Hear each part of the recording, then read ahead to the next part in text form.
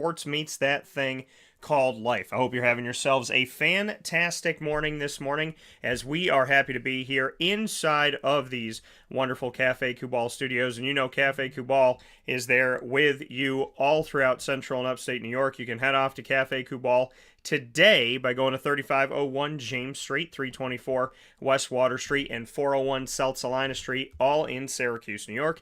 You can also go to 343 Fayette Street in Manlius, New York, in their giant behemoth of a brown stripe building. You can't miss it, as I call it, the Welcome Center of Manlius, and now they have an expanded parking lot for you to make life even easier and get more of you into their double-decker cafe, which has had a wonderful, wonderful time there in Manlius thus far, and I really love being there. We get to do live shows around the Cafe Kubals in the community, and always love being out there in Rob Drummond country, so showing some love for Manlius. And then, of course, make sure you make your way out to their drive-through location on the corner of Route 11 and Taft Road at Sweetheart Corners. Nostalgic to those of you that grew up or know Central and Upstate New York. The Sweetheart Corners there for you in North Syracuse, with a fantastic celebratory one-year anniversary location of Cafe Kubal, so make sure you head out there today. With that being said, I thank you so much for being a part of this show where sports meets that thing called life, as Wake Up Call with Dan Tortora gets to make some history today, because Syracuse football is deciding to do something that I've been talking about for, I don't know, since the day Dino Babers was hired, and before that. So, recruiting locally. Local.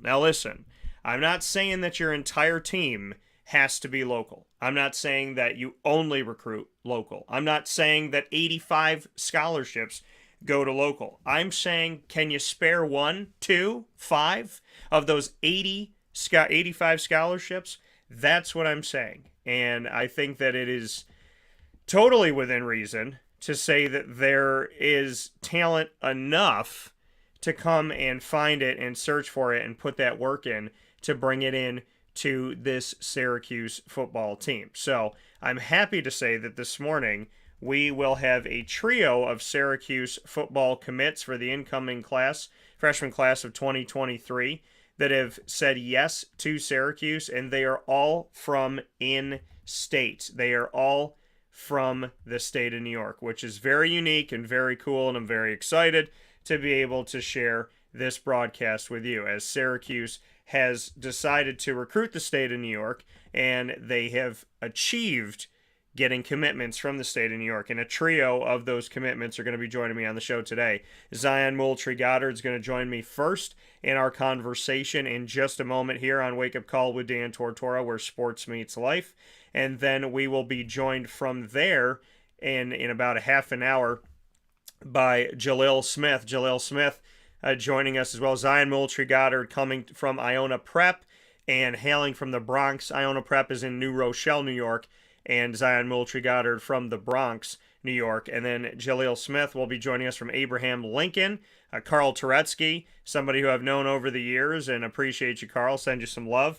Carl Turetsky went to school at Abraham Lincoln. So did Sebastian Telfair, Lance Stevenson, and Stephon Marbury, while Jalil Smith is also going to Abraham Lincoln as an edge rusher, and he is committed to Syracuse from Brooklyn, so he'll be joining us here on the show today. And then we'll have the opportunity to be joined in a video conversation, which I'm very excited for, by David Clement, who will join us in a very unique way, as I hail from Christian Brothers Academy in Syracuse, and he hails from Christian Brothers Academy in Albany. Similarities in what the team looks like, obviously the colors, and in the prayers that they say.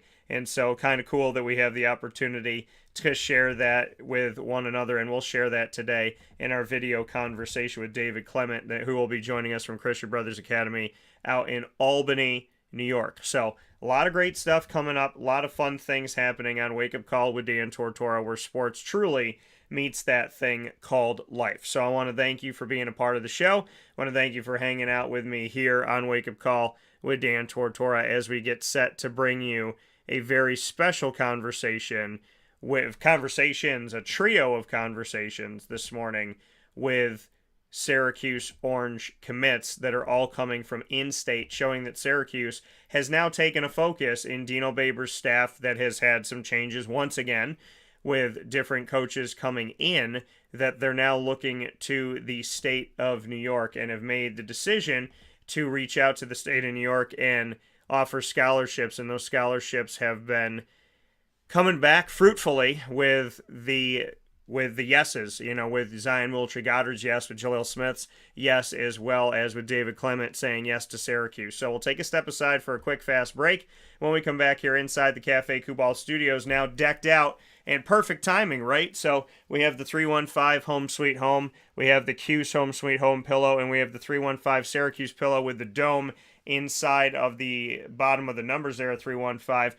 Perfect timing to have all of that, as we now are featuring our trio of Syracuse conversations with Zyian Moultrie-Goddard, Jalil Smith, as well as David Clement, who are all joining me as Syracuse commits from in-state, and made in-state and sold all over Witty Wicks Candles. So make sure that you connect yourself to local and connect yourself to Central and Upstate New York. These signs couldn't have been here at a more perfect time, as they were unveiled this week, and here we are with a trio of Syracuse commits all staying in state, keeping New York in New York. And we'll speak with Zyian Moultrie-Goddard right after this fast break on Wake Up Call with Dan Tortora, where sports truly meets that thing called life. We appreciate you very much so for being with us this morning and every Monday through Friday from 9 a.m. to 11 a.m. Eastern Time.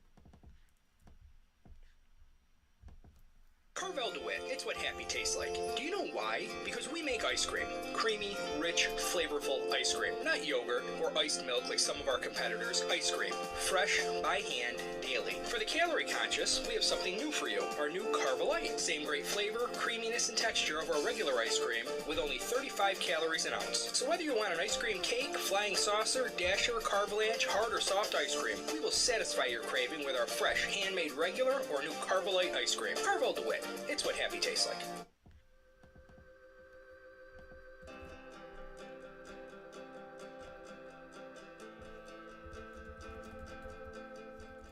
Cafe Kubal offers same-day local delivery of our products, offering no delivery charge for Onondaga County. Shop cafekubal.com for fresh roasted coffee beans, cold brew, travel mugs, and all your essential Cafe Kubal needs.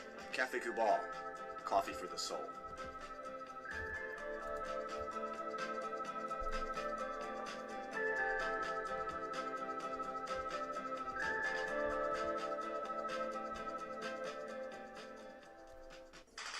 The Wildcat Sports Pub in Camillus, New York is located on 3680 Milton Avenue in the Home Depot Plaza. It is your family-friendly sports bar and restaurant. Folks, some sports bars aren't family-friendly. Some family-friendly restaurants are not sports bars. The Wildcat Sports Pub in Camillus, New York is proud to be both. It is that marriage that you've been looking for years. The Wildcat Sports Pub is your home base for your sports bar and restaurant needs, games for the kids, indoor and outdoor activities, and enough things on the menu to come back every single week and get to try something new. They're open Sundays from noon to 8 p.m., Monday through Wednesday, 11 a.m. to 11 p.m., and Thursday through Saturday from 11 a.m. to midnight. For reservations and party information, call 315-487-2222 for the Wildcat family-friendly sports pub and restaurant.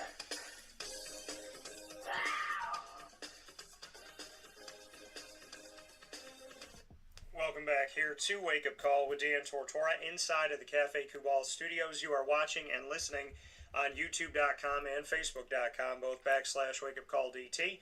You're also with us on Facebook.com /LiveNowDT and on MixLR.com /WakeUpCallDT for internet streaming radio worldwide, as well as on WakeUpCallDT.com. Very happy to be here with you this morning on Wake Up Call with Dan Tortora for yet another special from the recruiting trail. And it is my honor and my privilege to have Zyian Moultrie-Goddard here with us today on the heels of his commitment to play for Syracuse's football team coming up here in the not-too-distant future. And reached out to him a few months back, and we had the opportunity to kind of catch up a little bit here. And now, coming off of his visit this past weekend to Syracuse University, has decided that this football program and obviously academically are going to be a place for him to build his future on and off the field. So with that being said, we bring him into the Cafe Kubal studios. Zyian Moultrie-Goddard. Zyian, how you doing today? I'm doing good. How are you? I'm doing well, man. So bring me into this. I mean, obviously, you have had some time to go through recruitment and whatnot. Syracuse reached out to you. When did you first hear from Syracuse University? I got my offer from Syracuse when I was a freshman, so I was like 14, I think, and we've just been in contact since. And when you got that, like you said, when you were 14 years old, for Syracuse to reach out so early on, was that your first offer, or did it come from somewhere else? Yeah, so that was my first offer. And so, you know, I've spoken with student athletes all over the country over the years, and that first offer always seems to have a very special meaning and be near and dear to you, the one that's hard to say no to. When Syracuse was the first to offer you, did that always carry weight from the beginning? Yes, it did. It meant a lot to me. They were like the first school that gave me a shot, and it kind of like opened my recruitment. And when you look at that, like you said, you were 14 years old back in the day when you got this offer from Syracuse. What went through your mind when you got the offer, and being so young, and like you said, being a freshman? Bring me into that and hearing that news. How did you hear the news, and what kind of went through your head and your heart when you're 14 years old and you're a freshman in high school and you already got an offer from a Division I Power 5 school? I was lifting, and Coach Monroe, I called my head coach. I had talked to Coach Monroe a few times before, but he had talked to he had called my head coach like right after the season, and my coach pulled me out the weight room, and Coach Monroe told me he wanted to offer me. So like it was kind of like a big deal. It showed me that I could play on the next level, and I had a lot more work to do. Did you believe that, you know, kind of from the jump, that this is a level that you could play at? Or is this something that, you know, maybe surprised you a little bit in your game? I mean, did you always see it in yourself, or have you kind of over the years said, hey, you know what, this could really be a reality for me? No, I always thought I could play at a Power 5 level, so it wasn't really a surprise. And what made you believe in that? What is it about your game that gave you that trust and that confidence that you could not only play collegiately in football, but that you could also play at the Power 5 level? I've always been like a playmaker and always willing to work. So, I know like I was like really a student of the game, so I always thought I could play at the next level and be successful. And going into your game at linebacker, Zyian, what can you say are the best attributes of your game, the things that you feel like you do very, very well? And then on the other side of it, what are the areas that you're going to be working on? One of the areas one of the things I do really well is tackle. I'm a really good tackler, open field and in the box. One thing I'm working on, even though a lot of people don't know I can cover, but there's always room to get better in covering and playing in open field. So you said one thing people don't know about you is that you can cover. Have you thought about ever shifting to safety or being a hybrid, or do you feel like you're going to stay at linebacker?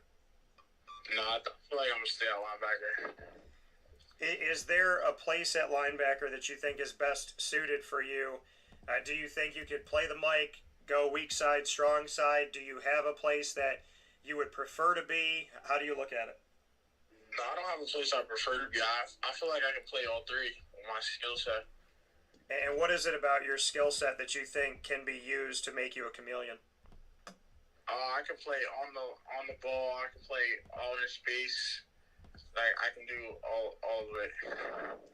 And that coming from Zyian Moultrie-Goddard here with me this morning on Wake Up Call with Dan Tortora inside of the Cafe Kubal studios on the heels of his commitment to Syracuse. You got a lot of offers, and we're talking about the fact that, you know, Syracuse was the first to offer you. When you go all the way back to that day, and like you said, you were lifting, and Coach Monroe, your relationship with Nick Monroe, what can you say about that, and how would you describe his personality? We have a pretty strong relationship. Coach Monroe's like a really genuine guy, and he genuinely cares about me, like outside of me just being a recruit. So that meant a lot to me. And when you say he cares about you beyond being a recruit, what makes you believe that he cares about you as a man and not just as a football player? He will always check up on me, and like even when I went to other schools, he always asked me, "How was your visit? Make sure like wherever you want to go, like it's best for you." He never really pressured me into like only picking Syracuse. So for you, what did that do for you? The fact that he didn't like badmouth other schools or say don't go here. What did that mean in your recruitment? In your opinion, when you have a coach that's like, hey, I'd love for you to be here, but do what's best for you. What did that mean to you? It showed me that he's a genuine person and he cared about me like as more than the player. January 24th, 2020 is when you announced that offer from Syracuse. We are now here more than 2 years later. Did you ever think that your recruitment was going to look like this and have this many schools 2 years plus into it? Honestly, I didn't. A lot of people told me, but I didn't know if it would really happen. So why do you think it did? I mean, we talked about some of your attributes and what you do well. What is it about you that you feel like reached out to a bunch of different schools and made them want to take a chance on you? I feel like my junior film really helped a lot. Junior year, I had like a breakout year, and it really showed college is what I can do. What was it about junior year that you put on film that you thought were really some of the focal points that you would imagine that these coaches looked at? Because you said your junior film is what you think aided your recruitment. So what is it about that film that you think stuck out the most? Junior year, it showed how versatile I was as a player. It showed me like playing running back, running the open field. It showed me playing in space on defense, covering. It just showed me playing like doing all parts of the game, and it checked like the box for all the coaches. And Zyian, looking at this, I mean, Syracuse, your first offer. After that, we had Arizona State. Then you had Tennessee. The Volunteers came in pretty quickly after that. And then we saw, as things continued to grow for you, that, you know, your recruitment continued on and continued to move forward. And you got an offer from West Virginia. And then after West Virginia, we see it continue to move. We see UMass. And then other schools started to come in to the mix here. And, you know, what I think is great is as you continue to have these opportunities, like you said, in junior year, you feel like that helped you blow up and create more for you. You won a state title on November 27th of 2021.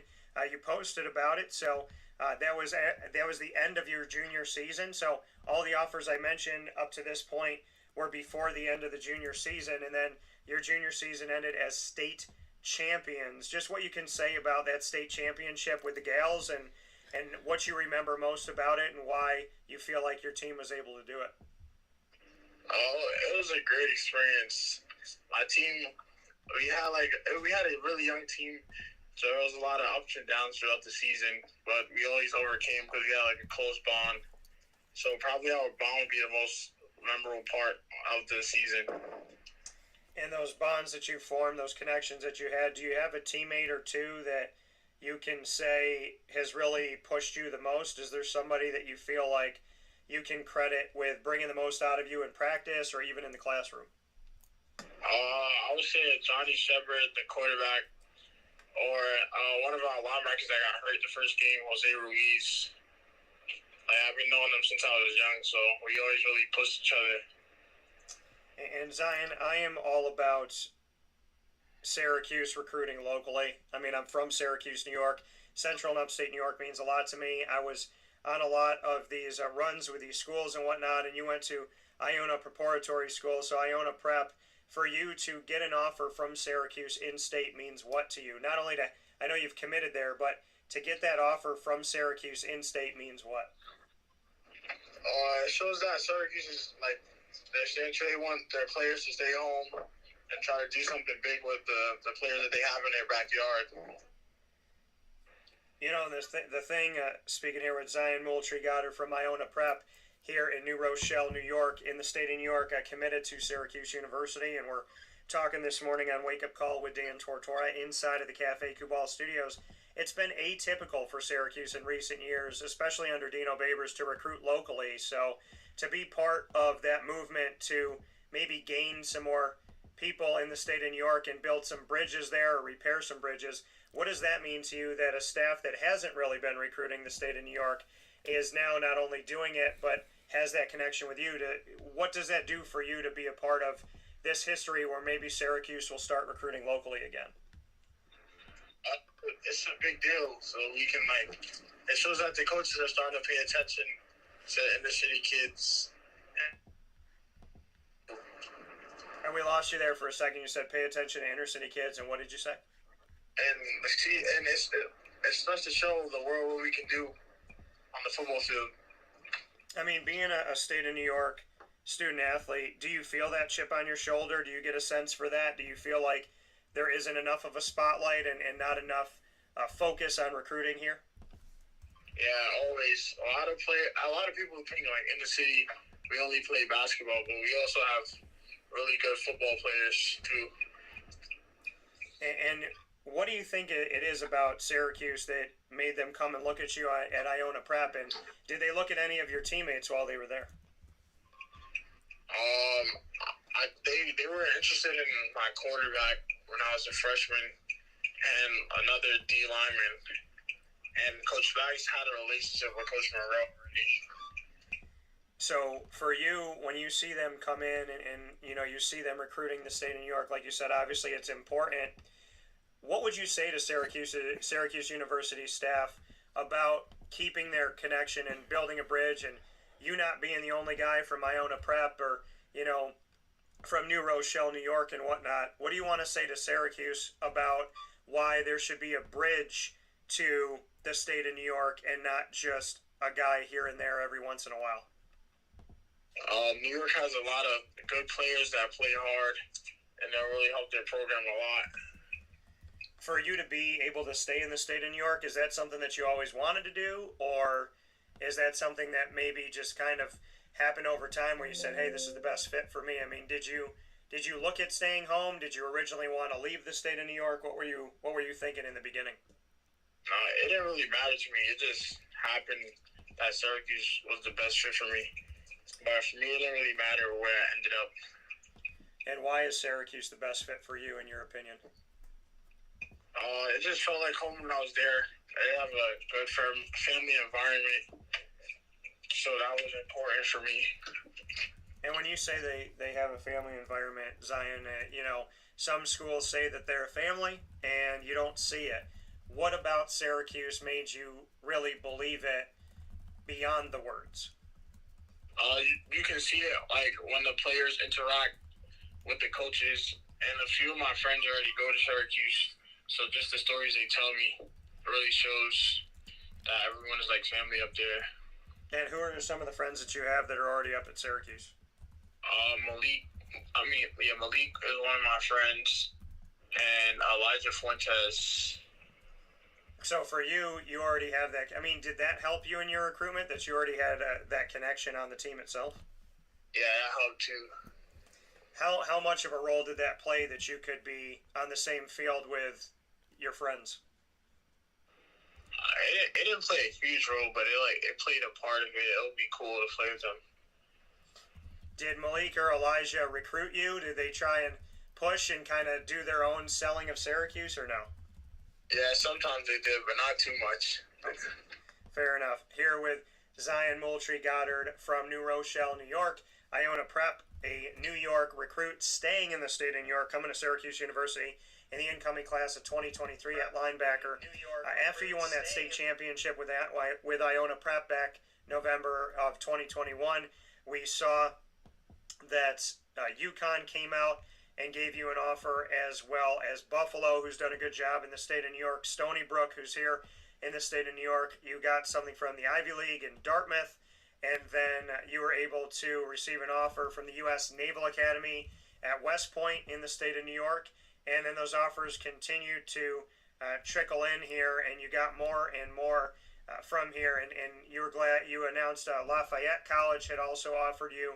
And then we saw an offer from Rhode Island. We saw an offer from Columbia, Towson, and got some really cool graphics that you got here from some schools, and you got an offer from Miami University, Miami of Ohio there, and then from there you had Air Force and Bryant. So was it hard to, at the end of all of this, say no to anybody? Was there any school besides Syracuse, with all these schools that I'm naming off, that you really struggled to say no to? Did anybody make that almost cut, so to speak? One of the schools that I liked a lot was West Virginia. I liked West Virginia and Buffalo, so it's kind of hard to say no to them, as well as Navy too. So you said Navy as well. You got Army and Navy, so I want to shout them out, both out, the U.S. Naval Academy and Army West Point as well. So you said it was hard to say no to Navy, to West Virginia, and to Buffalo. Give me each of them the why. What was it about Navy and then West Virginia and Buffalo? Why those three were so hard to say no to? While being recruited, I formed like a good connection with Coach McDonald up at Navy, so it was hard to say no to him, and it was like a really good situation over there. West Virginia was they stayed in touch with me a lot, so we talked a lot, so it's pretty hard to say no to them too. And Buffalo, Coach Bailey, and of course, as soon as they got hired, they like came to the school and offered me, and they talked to me a lot and came and visited me a lot. So it was hard. That's why it was hard to say no to them. And then coming here from Zyian Moultrie-Goddard. Zyian, before I let you go here, you've committed to Syracuse. You just did that a week ago to the time that we're talking on June 17th, right here. On June 17th. You were kind of coming up here doing your thing and whatnot and coming to visit Syracuse. You went on an official over that past weekend, a weekend ago, and you just announced a couple days ago on June 22nd that you were committing to Syracuse University. What was it about the visit? I know we've talked about family, the connection, you know a couple guys on the team. You obviously built a relationship with Nick Monroe. But when you came on campus, what did you see? What did you feel? Because you didn't go on any other official visits, so obviously something stuck out to you. Really, it was like hanging out with the players. It was really cool hanging out with them. It showed me that I'll be in good hands there. They were really cool. We just had a fun time. It felt like I was already on the team. Were you ever going to take any other official visits or no? No, I don't think so. So originally going into Syracuse on the official last weekend, did you at that time think like, I'm going to take this official and then maybe I'll look at another school? I mean, before you came up to Syracuse, was there the notion that maybe you would go visit Navy or West Virginia or Buffalo? No, not really. So you came up to Syracuse. I mean, did you think coming into Syracuse that you already kind of knew you wanted to commit here? Or, like, how sold were you on Syracuse before you got on campus? And then how quickly after did you know that it was the right fit? I kind of had an idea that I already wanted to go to Syracuse. Because at the end it came down to really Virginia and Syracuse. So I've been to West Virginia twice. Yeah. I've been to Syracuse twice. The official was my third. So it was really just seeing like which one I would eventually like more. So on those unofficial visits, like you said, you went to West Virginia twice and Syracuse twice. When you were going on those unofficial visits and you were taking that time and then you decided to come back to Syracuse a third time, but you said you didn't have plans to go back to West Virginia a third time. On those unofficials, what did you do at Syracuse and at West Virginia that made them so close and really made them the final two? Those two schools I really feel like I can get to the next level, and they will prepare me to be ready to play at the next level. So that's really why it came down to those two. They used to be rivals in the old Big East. Does that mean anything to you that Syracuse has defeated West Virginia, I believe, the last 3 or 4 times they've been on the field together? What are your thoughts on that? I mean, they do have a rivalry, so those top 2 schools that you had and now choosing Syracuse, they're schools that know each other very well. I didn't really think about it too much. but it's cool hearing about it now. That coming from Zyian Moultrie-Goddard. Zyian, you've been awesome answering my questions here, so I'm going to throw something to you. You get to put me on the hot seat. I don't know any other broadcasters that do this, but you've been great with the questions, and so I want to throw it to you. You can ask me any 3 questions in the world. I have to answer them. So now you get to be the interviewer and enjoy that, because you'll probably maybe outside of my show never have this opportunity again to ask the question. So you can ask me any 3 things in the world whenever you're ready. What's your favorite part about being from Syracuse? It's home. You know, it's a blue collar town. It's a bunch of hardworking people. It's generational. You know, there's a lot of people that have been here for 3 or 4 generations. So I think, you know, people dig roots in Syracuse. I know we're a tough group of people. We're blue collar people. You have to earn our respect. We're good, and once we're in your corner, we got you forever. So I think our loyalty is strong. I think, you know, there's a faith background here. It's just a really good community of hardworking, blue-collar people who demand respect, and they work hard for what they want. And I love that about us. I love that, you know, we don't expect something to be handed to us. We go out and we earn it. And there's a lot of pride in Syracuse. I mean, anywhere I've ever gone in my life, 9 times out of 10, somebody will stop me and be like, Syracuse! And they'll say something about something that connects them back. So, you know, we've definitely built a nice reputation, and we have a lot of pride, and our name carries all over the world. All right, so now what's your favorite part about Syracuse football? Yeah, it's the people. You know, I think getting to know the coaches, getting to know the student athletes like yourself. You know, my favorite part of Syracuse is the people for the football team. You know, any guy can tell you this. It doesn't matter. The decade, it doesn't matter how much you played or didn't play, how many games you won or didn't win. I've talked to, I've lost track of the number of Syracuse football alumni we've had on the show. So we talk to you when you commit, when you sign. We do a signing day special for you all on Wake Up Call with Dan Tortora with my company. And then, you know, I follow you all the way through. I'm there on site. And then I follow you after, be it the NFL or another profession or both. So, I mean, what I love about Syracuse football are the people, because you all mean a lot to me. And I'm not your typical media person. I care about you. I tell you the truth. I don't change your words around. I let you be who you are, and you're always welcome on my show. And so I think anybody that's come through the walls at Syracuse University can tell you that they've always been welcome on my show, appreciated, and they know that they definitely have a friend in me and somebody who is always in their corner hoping the best for them. All right, so last question is, what's your favorite spot to eat in Syracuse? That's a very tough question. I work with a lot of restaurants, so that's we partner with a lot of places, so that's really, really tough. So I would tell you to be completely fair to all of them, because they all have something that I love. So I would say I'm going to shout out the Wildcat Sports Pub's fried dough. Their fried dough is incredible, and their Wildcat sauce boneless wings. I would say Pizza Man's lemon pepper extra crispy traditional wings, and their pizza that has the spicy honey on it, and the sweet heat pizza is incredible. I would say Mon Pa's Kettle Corn and Popcorn Factory, they actually have a kettle corn called Sweet Heat, which is sweet and spicy. Kind of ironic that 2 places I work with have Sweet Heat, and I love their old-fashioned caramel corn.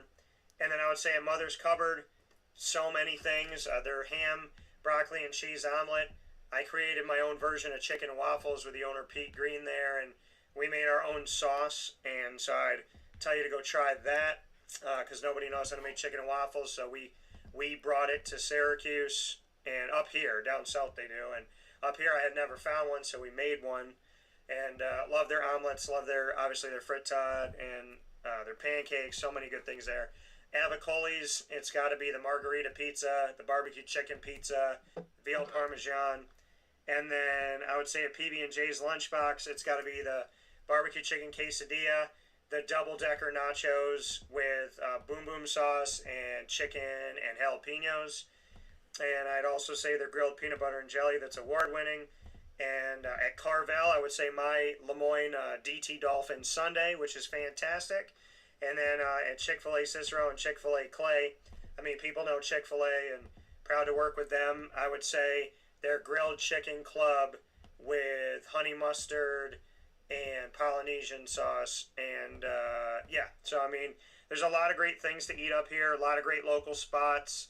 So I'd shout all those out, and then I'd say big shout out to Cafe Kubal with their chai, either hot or iced, and their chocolate chip banana bread is really, really good. So, and their chocolate chip cookies. So a lot of good places to eat up here, man. You're gonna be fed well up in Syracuse. I'll tell you that much. I'm surprised you didn't say dinosaurs. You know, a lot of people choose Dinosaur, and listen, like, they're good. They used to be better. So I think you know, I like Dinosaur, but they used to give you more food. It used to be a little bit different. So Dinosaur, not bad. It's good, and I know that that's where a lot of coaches take everybody. But you know, I think Dinosaur. You know, there's some things that we got to step up the brisket at Dinosaur. I'm a big brisket guy, so we got to step that up. Besides that, I want to ask you this final question. You're committed to Syracuse. How committed are you? Is it 1,000%? Is there any chance your recruitment will open again, or where do you stand right now? I'm 1,000% committed right now. I don't see my recruitment opening. All right, that coming from Zyian Moultrie-Goddard from New Rochelle, New York. Keeping New York talent in New York. That's what I've been saying for a very, very long time. So I'm happy that Syracuse did exactly that with Zyian out of Iona Prep in New Rochelle, New York. Zyian, I appreciate you being on the show. Would love to have you back, and congratulations once again on finding the school that fit you best. Thank you. And I'm from the Bronx. You're from, well, New Rochelle is where Iona is, right? Yeah. Yeah, so you're playing out in New Rochelle is what I'm saying, but you hail from the Bronx. Yeah. I like, you know what, and that's that New York pride, man. I keep repping New Rochelle, talking about Iona Prep, and right before you got off the air, you're like, man, I'm from the Bronx. So can you tell me the three best things about being from the Bronx before I let you go? The three best things. One is the people. The people are great. It's a great place. The second best is the food. There's a lot of different cultures in the Bronx, so you can get like anything you want. The third best has to be transportation. Has to be the third best. Okay, why transportation? If you don't have a car, you can get anywhere you want in the city. All right, good stuff. I love that. That's going to be the thing I probably remember about you the most. Is like Iona Prep, New Rochelle. Hey, I'm from the Bronx. That's the thing I'm going to take with me the most, Zyian. I'll be talking with you soon, man, but thank you for letting me be a part of your journey here, and I look forward to having you back on Wake Up Call soon. All right, thank you.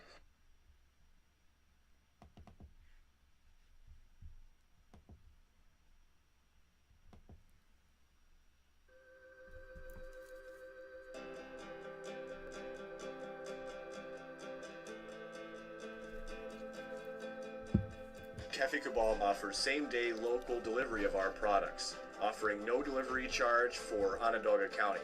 Shop cafecabal.com for fresh roasted coffee beans, cold brew, travel mugs, and all your essential Cafe Cabal needs. Cafe Cabal, coffee for the soul.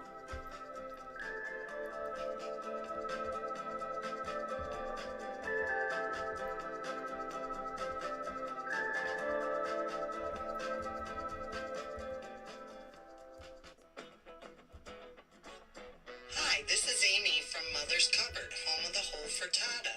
We are open daily 6 a.m. to 1:30 p.m. For takeout orders, call 315-432-0942 and tune in to Wake Up Call with Dan Tortora for our monthly food challenge and try our Wake Up Call signature menu item available 7 days a week. Here at Mother's Cupboard, we are Central New York, and it's our honor to serve you. Pa's Kettle Corn and Popcorn Factory remind us that every day is worth celebrating. Find them at 201 Old 7th North Street in Liverpool, New York, open Monday through Saturday in-store and all the time online at maandpaspopcorn.com. Serving our Central New York community beyond. You can order all throughout the country at maandpaspopcorn.com. And remember to get your tins, which have in-store half-price refills forever. Ma and Pa's Kettle Corn and Popcorn Factory, available to you for fundraising and all of your events by calling 315-450-6272. That's 315-450-6272. Ma and Pa's Kettle Corn and Popcorn Factory. How corny are you?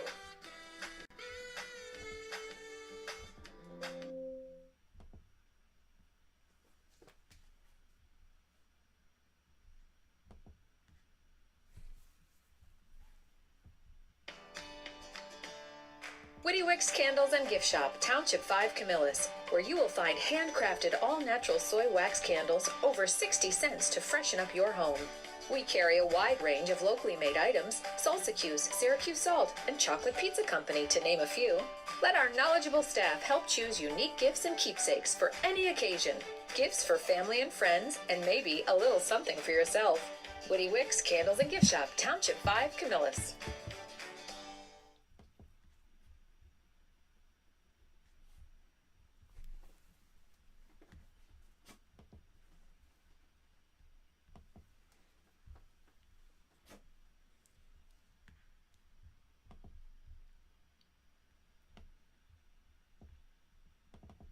Welcome back here to Wake Up Call with Dan Tortora from inside of the Cafe Kubal studios. Happy to be here with you every Monday through Friday from 9 a.m. to 11 a.m. Eastern Time.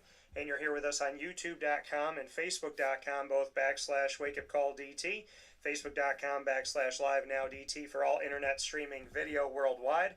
And on internet streaming radio worldwide, you're with us on MixLR.com /WakeUpCallDT and on our homepage of WakeUpCallDT.com.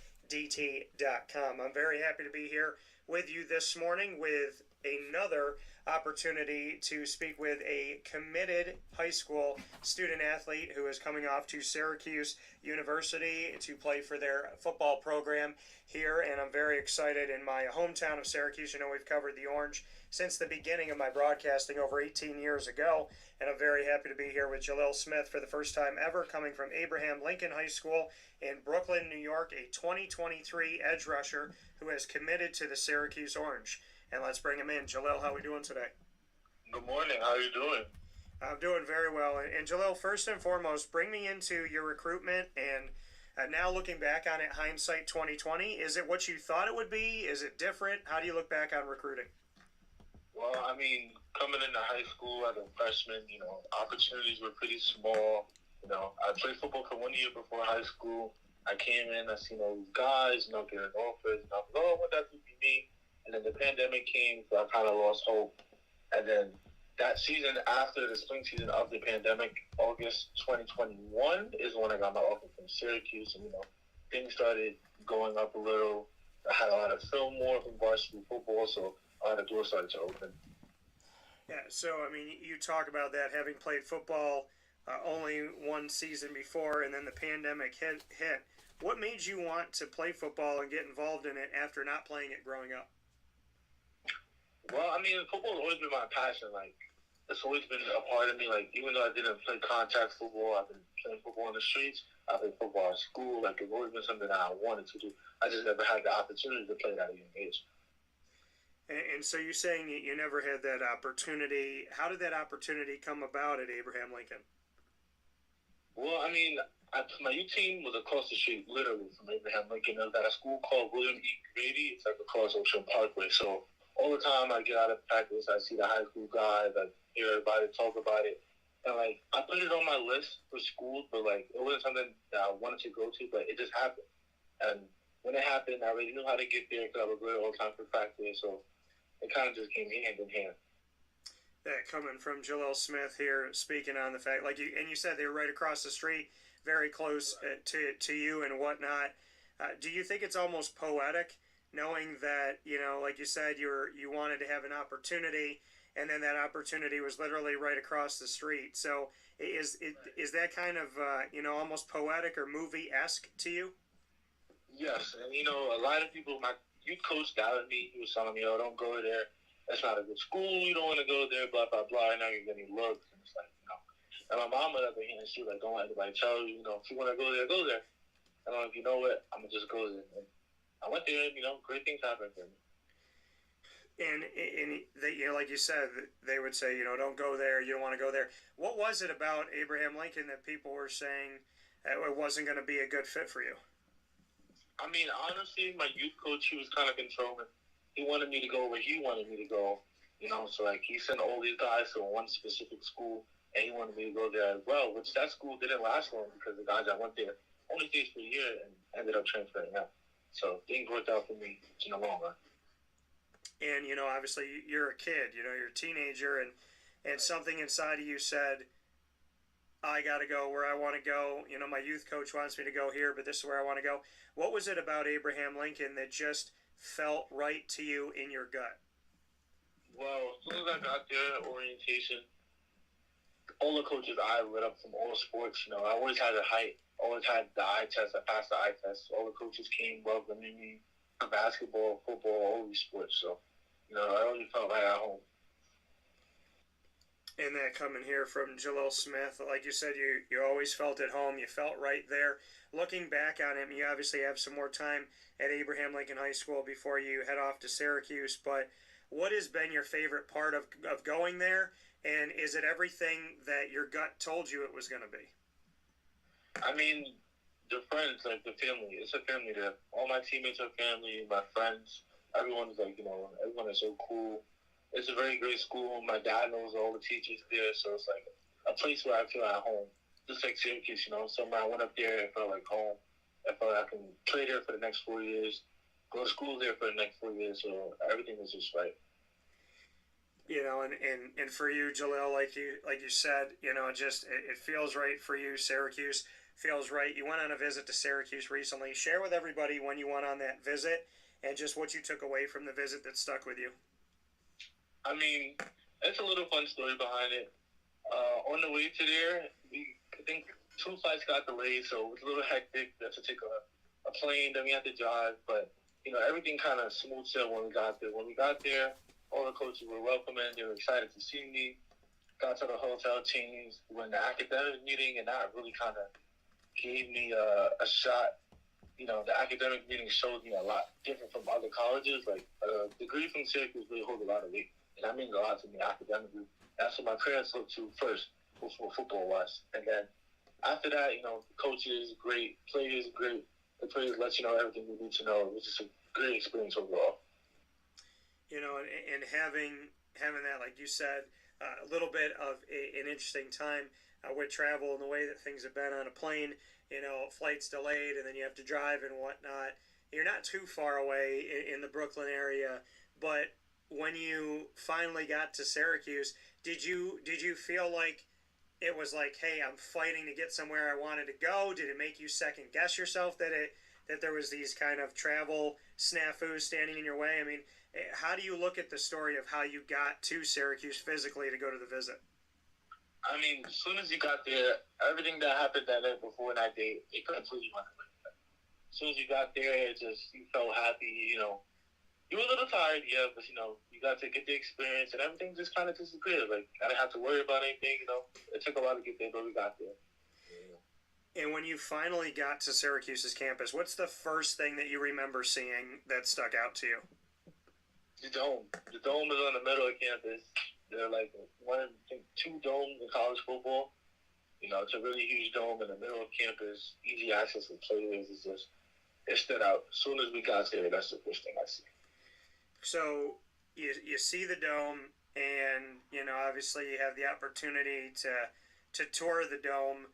How would you describe now it's the JMA Wireless Dome. It's been the Carrier Dome forever. How would you describe the dome at Syracuse? I mean, we went in there, it was empty, and if you shout, the echo goes on for a long time. It's pretty huge, and I know when the fans are there, it gets lit up, the stadium gets loud. It's just an overall great experience, especially for my first time being in the dome. Like, it was just wow. It's really a place you want to play. Speaking here with Jalil Smith, edge rusher 2023, incoming freshman to Syracuse's football program, here on Wake Up Call with Dan Tortora inside of the Cafe Kubal Studios. Jalil, taking a look at the experience inside of the dome, like you said, if you shout in there and there's nobody in there, you can hear it echo and whatnot, and you're excited to see the fans.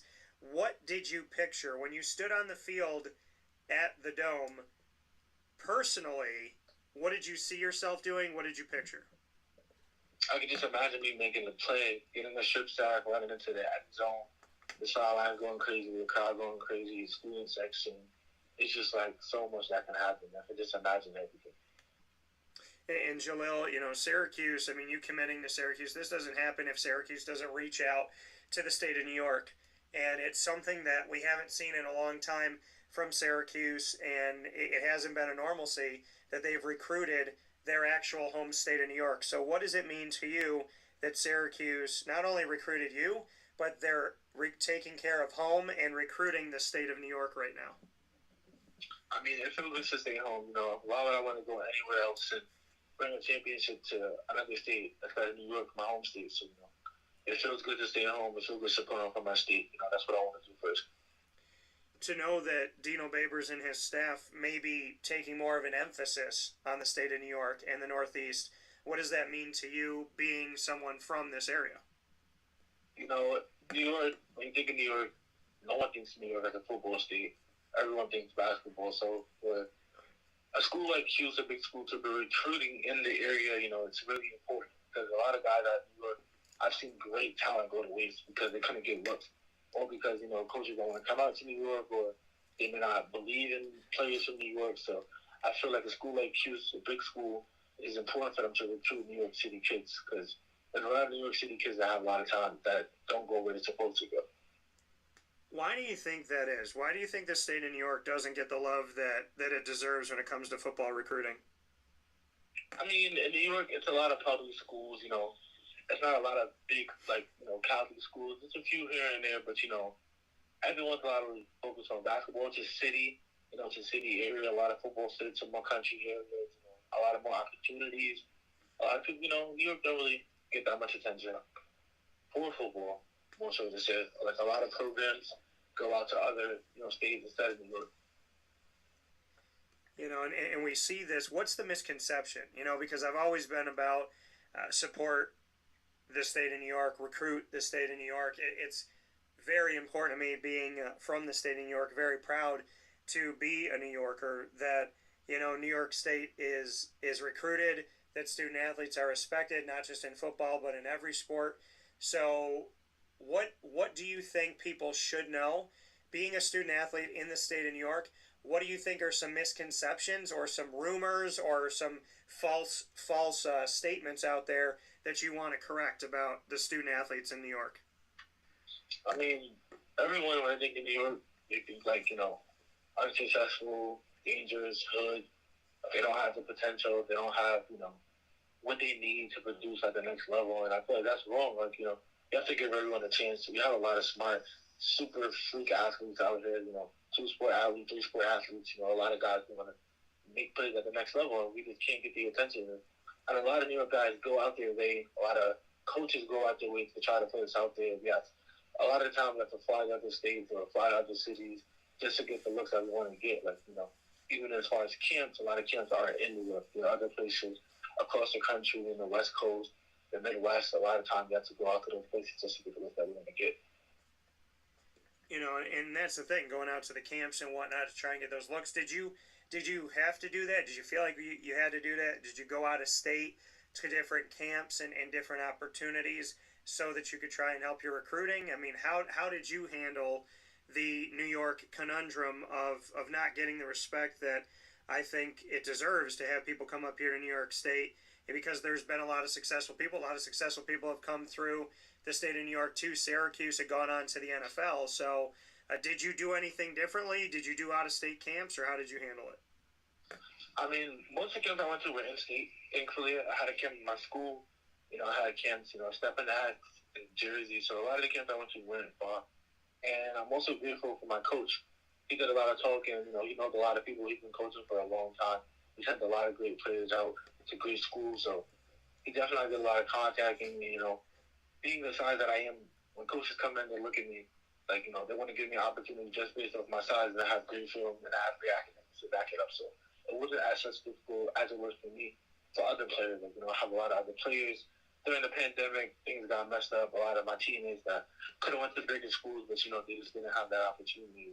Didn't get a chance to showcase it, you know what I'm saying. So that coming here from Jalil Smith, 2023 edge rusher, coming into Syracuse as a true freshman out of Abraham Lincoln High School in Brooklyn, New York. And we're here on Wake Up Call with Dan Tortora inside of the Cafe Cabal Studios. Jalil, what do you think it is about Syracuse that they liked you so much? You talked to me about going to the Dome and the way you felt on campus and whatnot, and staying at home in the state of New York, and why would you not want to, win a championship for your home state? But why do you think Syracuse liked you? What have they told you?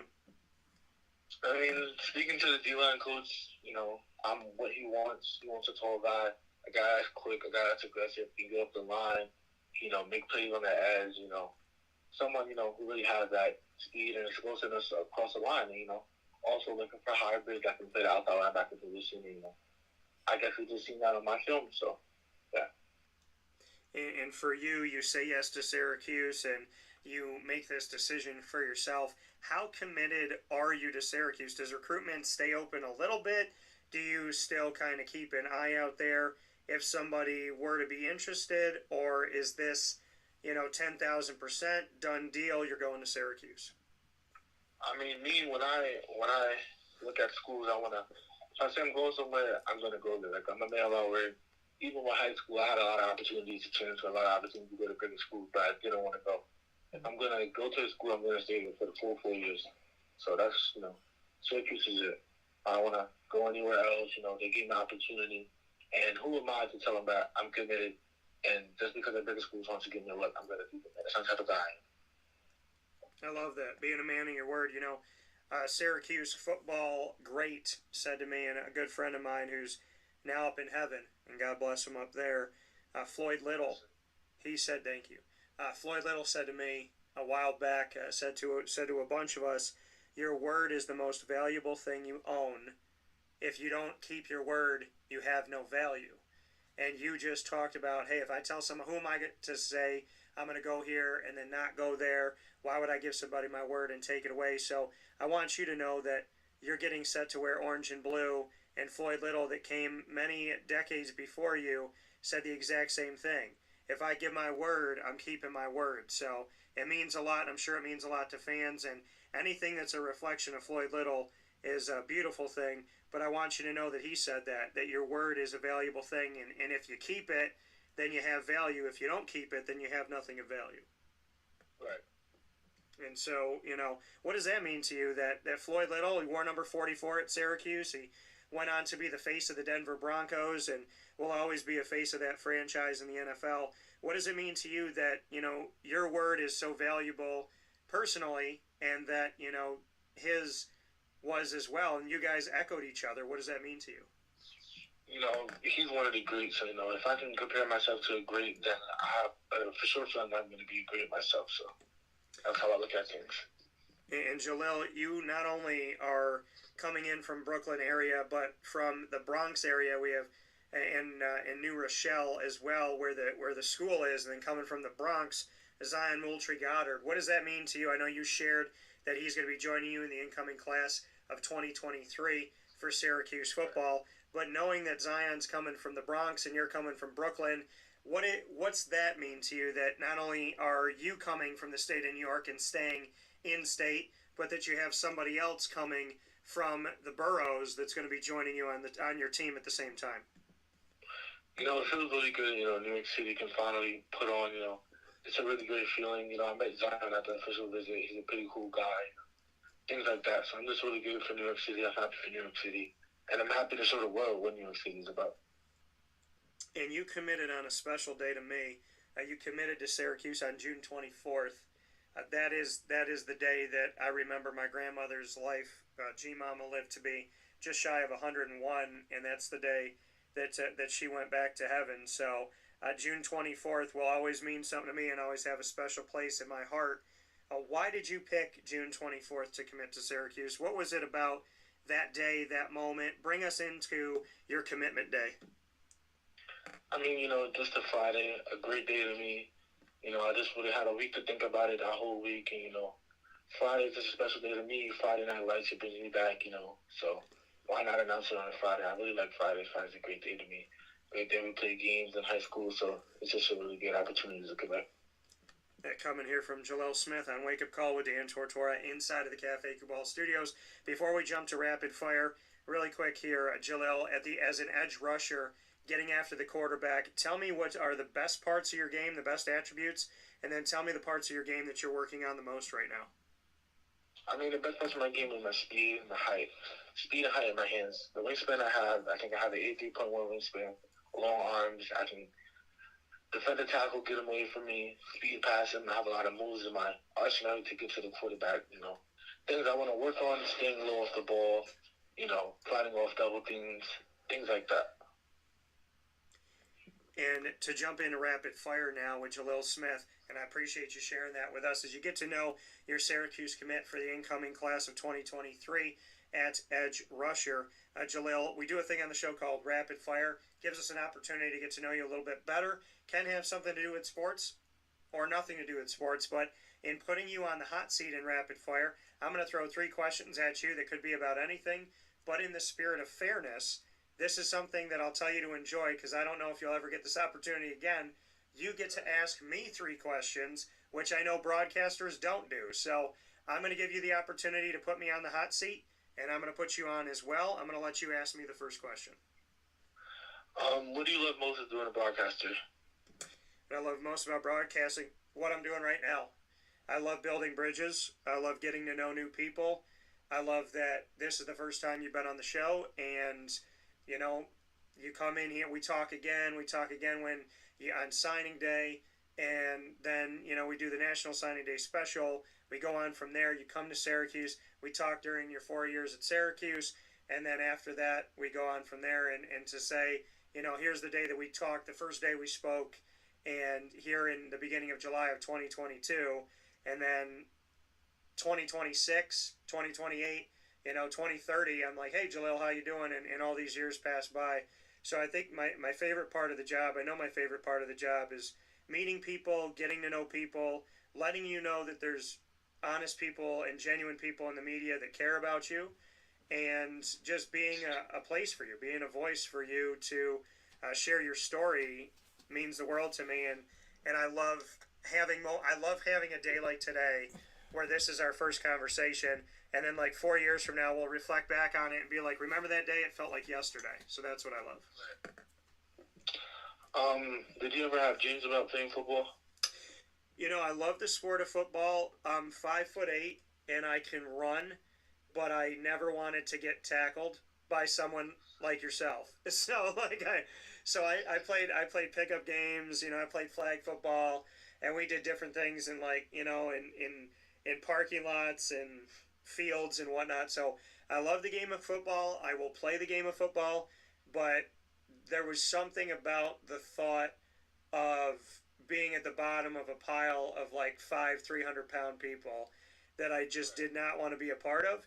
But do I love the game? Do I love to throw the ball, run the ball, intercept the ball? Will I play pickup anytime? Absolutely. So I love the game itself, but I don't know how I would feel being a running back, which is what they were talking to me about doing in high school. I don't know what I would feel about being a running back and having a 300-pound person hit me and then fall on top of me. I don't know if I want to live in that world. All right. What's your last one? And lastly, how do you feel about Syracuse? Is it a place for you? Yeah, I think the best way to describe I was born and raised in Syracuse. I was born in a hospital right here. I grew up in Syracuse. I went to school, in Syracuse, in high school and elementary school. And shout out to Our Lady of Pompeii and Christian Brothers Academy, which is about 4 minutes from campus for Syracuse, if it's even that. And so, I loved all of that. And then I moved away. I went to school at Marywood University in Scranton, Pennsylvania. And then I came back, and then I moved down to Florida and came back again. So when you say, is it the place for you? Well, I've been back here multiple times. I started my company here, and here in July of 2022, I'm celebrating my 10-year anniversary of my company, Dan Tortora Broadcast Media, and having this multimedia company. So do I think Syracuse is the place for me? Well, I'll tell it to you like this. I came home. I built my business here. There was no better place to build my business and start my business here as we branch out. I love my hometown. I love covering Syracuse. I love telling the stories of this community. I love a lot of places here, Lemoyne, OCC, Oswego State, Binghamton, and so on and so forth. And I can tell you this, when I was coming back from Disney World recently, I saw Syracuse out the window of the plane, and I got this smile, and I leaned forward in my chair like I couldn't wait to run out and see my city. And if after 36 years of my life I'm still proud to be from Syracuse, I think that says something. Yeah, most definitely. So my 3 questions for you. Jalil, what is your favorite food that you cannot live without? Oh, shrimp. I actually just had some shrimp before the phone call. Okay, I like that. I've actually answered shrimp before myself. So is there a type of way that you like to have the shrimp, or does it not matter? All types of shrimp. I like all types of shrimp. All right, I love that answer. Second question for you. If you could be any Marvel superhero for the rest of your life, what character would you want to be and why? Interesting. I might have to go probably either Spider-Man or the Hulk. Okay, and why? Spider-Man is a classic. Like, I've always grew up around Spider-Man. Spider-Man probably one of the first superheroes I've been introduced to. And then the Hulk, he's just big. He smashes everything, and I like the sense of that. So, love those answers, and I can appreciate them. Final question: you're from Brooklyn. My grandmother on my dad's side, my Gammy Miller, she hails from Brooklyn. She grew up on Atlantic Avenue. Tell me the 3 best things about Brooklyn, New York. Brooklyn, New York is a lot to do. It's great people. It's always a very fun environment. I've been living here for a long time, so Brooklyn, that's really a great part about Brooklyn. Secondly, Brooklyn's food. Brooklyn has a lot of food spots. You can always find something to eat in Brooklyn, which is really amazing to me. And just the culture of Brooklyn. The culture of history of artists, people, writers. A lot of people came from Brooklyn that are great, very great.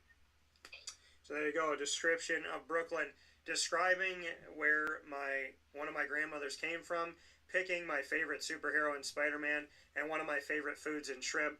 Jalil, I know this is the first time you've been on the show, but I think it's okay to call you a friend right now. We got way too much in common, so I'm going to have you back on the show. I think that's fair. Most definitely. So that coming from Jalil Smith, 2023 edge rusher, Syracuse, coming in from Brooklyn, New York, Abraham Lincoln High School, keeping New York in New York, and he will be back with us soon here inside of the Wake Up Call with Dan Tortora home here on the Cafe Kubal Studios. And so, Jalil, I thank you for this time. I thank you for being a part of the show. And you obviously have good taste because we got a lot in common. So thank you for joining us, and I look forward to talking with you soon. Thank you. Thank you for having me.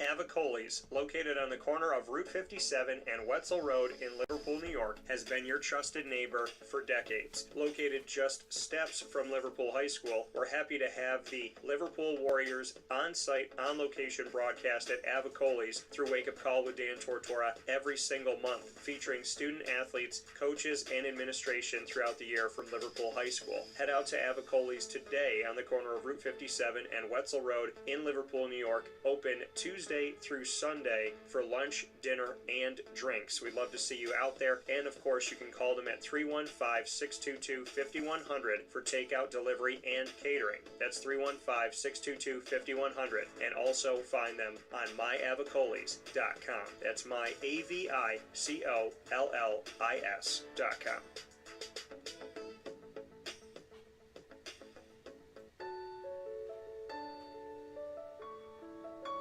Having peace of mind when you're out of town that your furry-loving friend is safe and sound means taking them to Canine Campground, because we all know that when it comes to the love of our pets, it goes well beyond the call of duty to make sure they're safe and sound.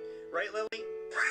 So take a ride to 242 Johnson Street in East Syracuse, New York, and see Canine Campground and where your dog will be staying, in the classic cabin, the executive cabin, the grand cabin, or of course the luxury cabin, because if you know Lily, you know she loves luxury.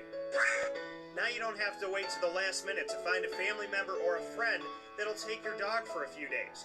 Call Canine Campground at 315-299-4013. That's 315-299-4013. Their drop-off and pickup times are Monday through Sunday. Check K9campground.com for more information. That's the letter K, the number 9, and campground spelled with a K.com. K9campground.com. When you're going out of town, bring your dog to Canine Campground.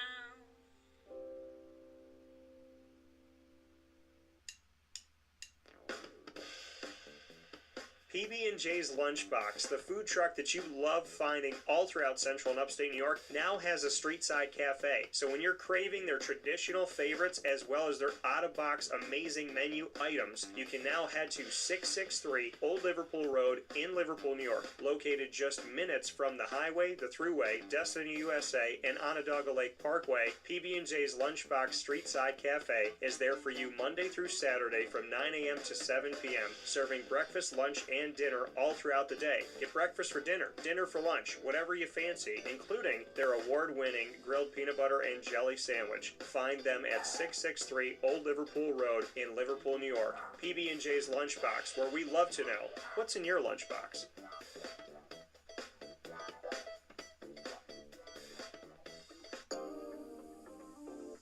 As a patient, what do we want?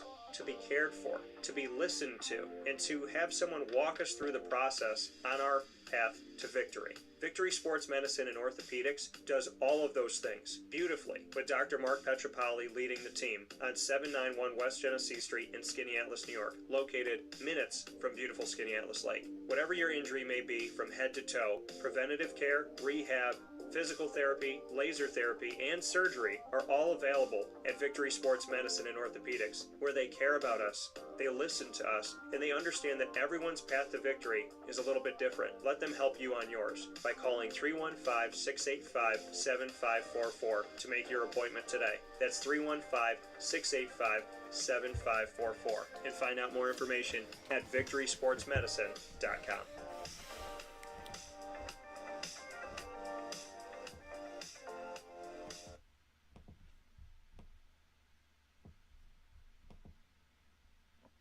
Welcome here to Wake Up Call with Dan Tortora. Coming out of this fast break, appreciate you being here inside of the Cafe Kubal studios.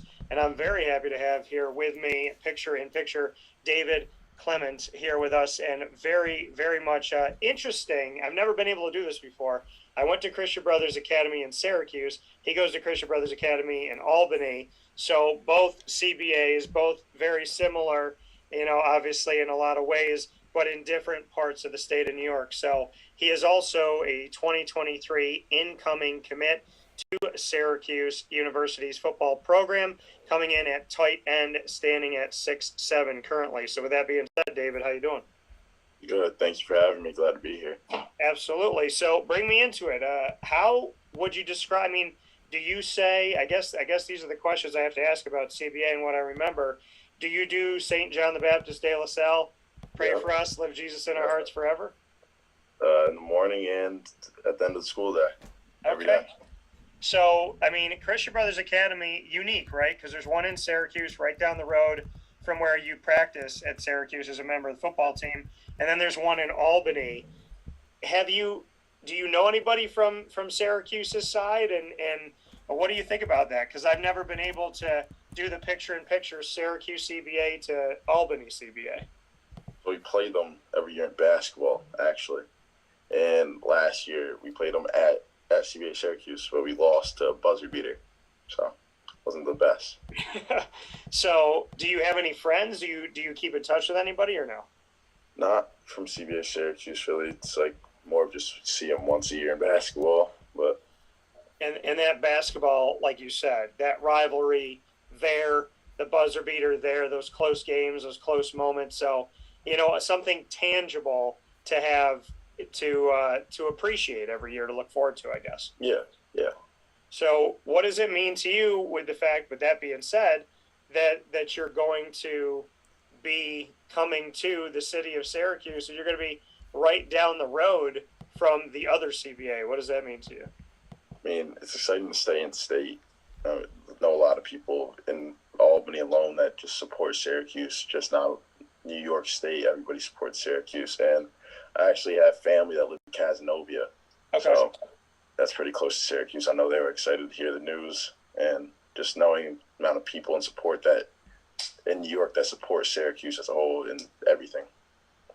Yeah, and like you said, it's important for you to stay in state. And I know that's something that I bang the drum about a lot, that Syracuse should be recruiting locally and should be keeping local talent local.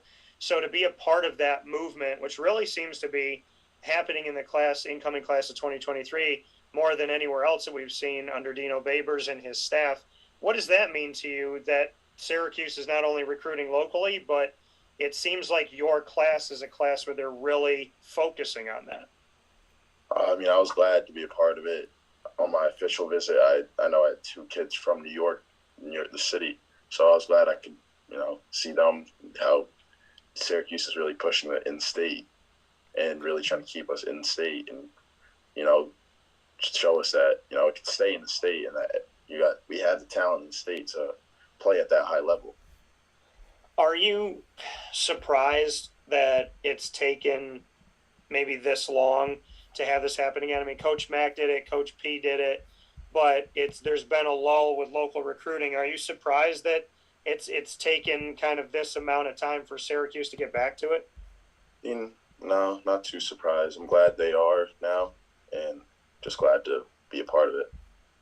So with you being a part of this, and like you said when you came on your visit, was it Zyian Moultrie-Goddard from the Bronx and then Jalil Smith from Brooklyn that were here with you? Yep. So what was that experience like for you? I mean, you're from Albany, and then you have the Bronx and Brooklyn. Not only that all of you committed to Syracuse, but you're all in state, and you were all on the same visit. So what was that dynamic like? I was glad to see other people from New York, but I know we talked. We have a little bit of a different part of New York, me being more upstate than they are. They asked me a couple questions about what it's like upstate. I asked them what it's like in the city, just to see what it's like, how different the living kind of is. But what did they tell? What did Jalil and Zyian tell you about downstate New York City area? I remember one of the stories about their football games, how they've heard like teams had to walk to their field. Like they just walked to it because it was only like a 10-15 minute walk instead of actually like driving there, but not having like a field on school grounds. Like, it was different to me. And then what did you tell them about upstate New York? They were surprised about how like difference it is from a big city, how more like suburban kind of is, and just the difference of playing. So for you to have, I mean, you're all in state, obviously, but it's a different type of it. That movement, like you said, you're proud to be a part of this. To see Zyian there and to see Jalil there, when you were all talking, was there a notion like, hey, we're all going to come here? Did you feel that before you left the official visit, or how did you take it? I mean, I knew I was going to go there before they did. I heard Zyian was going to go. It was just Jalil. I don't think he wasn't certain on it when he first came. And then by the end of it, I know we helped him be certain that this is where he wanted to be. Why do you think that it took Jalil some time to do it? Why do you think he needed a little coaxing, so to speak? I'm not too sure, but maybe seeing that there's other New York kids that he could connect to going there, he felt more comfortable. And then for you, you said, I knew I was going there before the other two did. Why did you know? I knew I liked the family aspect. It was, quite close from Albany to Syracuse, and just I felt like a family there. When talking to Coach Babers and talking to Coach and they made me really feel like I was a part of it before I even was. And you said talking to Coach and I mean, he's one of the new coaches on staff coming from Virginia when Bronco Mendenhall decided to step away from the Virginia Cavaliers. He left his staff open, right? So what can you tell us about Coach and I, as he is a new face, he is a new name, and a lot of people haven't had a chance to really get to know who he is? I love Coach and great guy. We talk daily basis, calls, and I like how he's always willing to talk to me about anything. He always tells me if I ever need to ask him a question, I gotta just send a text and I can call him anytime. And so I'm really gonna take advantage of that to just pick his brain about anything I can. And Coach and I, Robert and I, that you're talking about here, the offensive coordinator coming to Syracuse via Virginia, what is it about him that you feel is going to bring the most out of you, like his coaching? I know that you haven't been in practice with him. I know you haven't been on the field when, he's yelling things out and whatnot, but how would you describe him as a leader that you think will be good for you?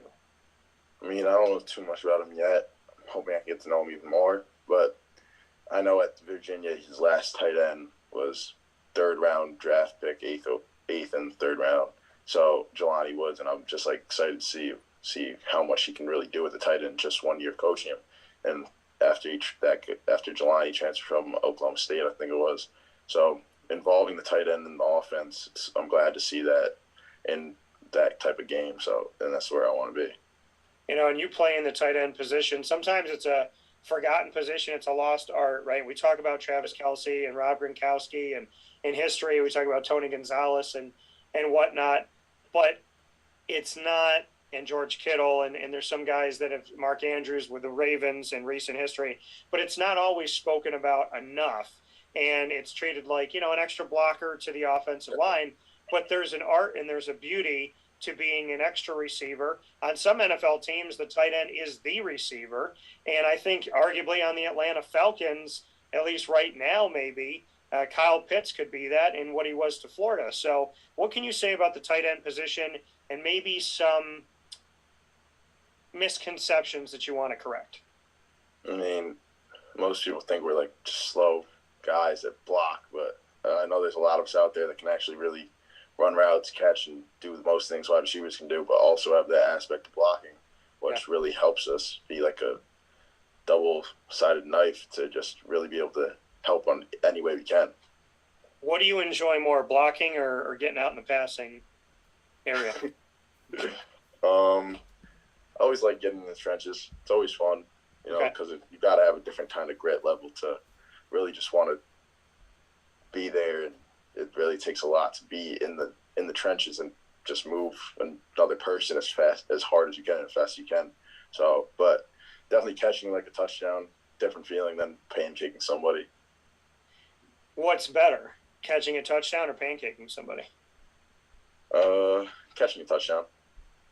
So, but the first thing that you said to me was being in the trenches and blocking and being a part of that. Most people, I feel like, would have said catching a ball, right? Being a part of the offense, being a part of the passing game. Why do you enjoy blocking? Why do you enjoy pancaking people? Why do you enjoy being in the trenches? Because 9 times out of 10, if I'm speaking to a tight end, I think the first thing and maybe the only thing they're going to say is I want to go to a team where I'm involved in the passing game. Why do you enjoy the physicality of the line? None of that. Without the line, you're not going to get that ball off. Your quarterback's going to get hit right way before you can even get that ball off to catch or anything. But improving in the trenches really helps you to, be able to get out there. The coaches trust you that you can do what you're told and get out there and run a route and catch the ball. And, and with you being a part of this, what would you consider at the tight end position to be your best attributes blocking? And then separately, what do you think you do well when it comes to being a part of the passing game? Blocking, I know I have a little bit of work to do just to get ready for bigger people that are going to be at the collegiate level. So, but blocking, I think I can really move people, and I think I have good enough footwork to help in the run game or pass blocking no matter what. And then, catching, I think my ability is to high point the ball and catch it over some defenders, being a taller person is really useful for a lot of situations. Well, that's the thing, you can't teach 6'7". So, what's that life like for you when you're out there, playing in these high school games? I can imagine that that you have that Statue of Liberty ability in a bunch of situations. It's nice. I think my coach enjoys it, having the ability to just let the quarterback throw it up there, and he knows I'm going to do whatever I can to go get the ball. For you, knowing that that's going to change collegiately and there's going to be people of height and there's going to be, physical bodies, big bodies and whatnot, you can't teach height, as I stated before. But what are you doing right now to make sure that you can transition? What are some things that you're working on to make you ready right off the jump when you go to college? I mean, a lot of gaining muscle workouts and agility stuff just so I can get there and try to make an impact as soon as I can. But I'm not going to back down from anybody when I get there. I'm going to be right up there trying to do whatever I can. David Clement here with us this morning on Wake Up Call with Dan Tortora, inside of a very unique Wake Up Call broadcast, which I'm very happy to share with you because we have all three that we're celebrating from the state of New York that we've been able to talk to so far. We've had Zyian as well as having Jalil on the show and now having David here, all for you this morning, a trio of in-state New York student athletes that are staying here in the state of New York with Syracuse College football coming in for 2023 altogether. So, David, as we look at the tight end position, do you have a tight end that you look up to, that you mirror yourself with? Is there somebody that you love watching on a Sunday or a Saturday, collegiately or professionally? And usually Travis Kelce, because he's in my always try to get him in fantasy. Okay. Love the tight end position, so I always try to get him in fantasy. So Travis Kelce, but I've really come to like Kyle Pitts, new guy. Yeah. So, and his ability to catch, it's just really been something I've looked up to try and imitate and try to get there.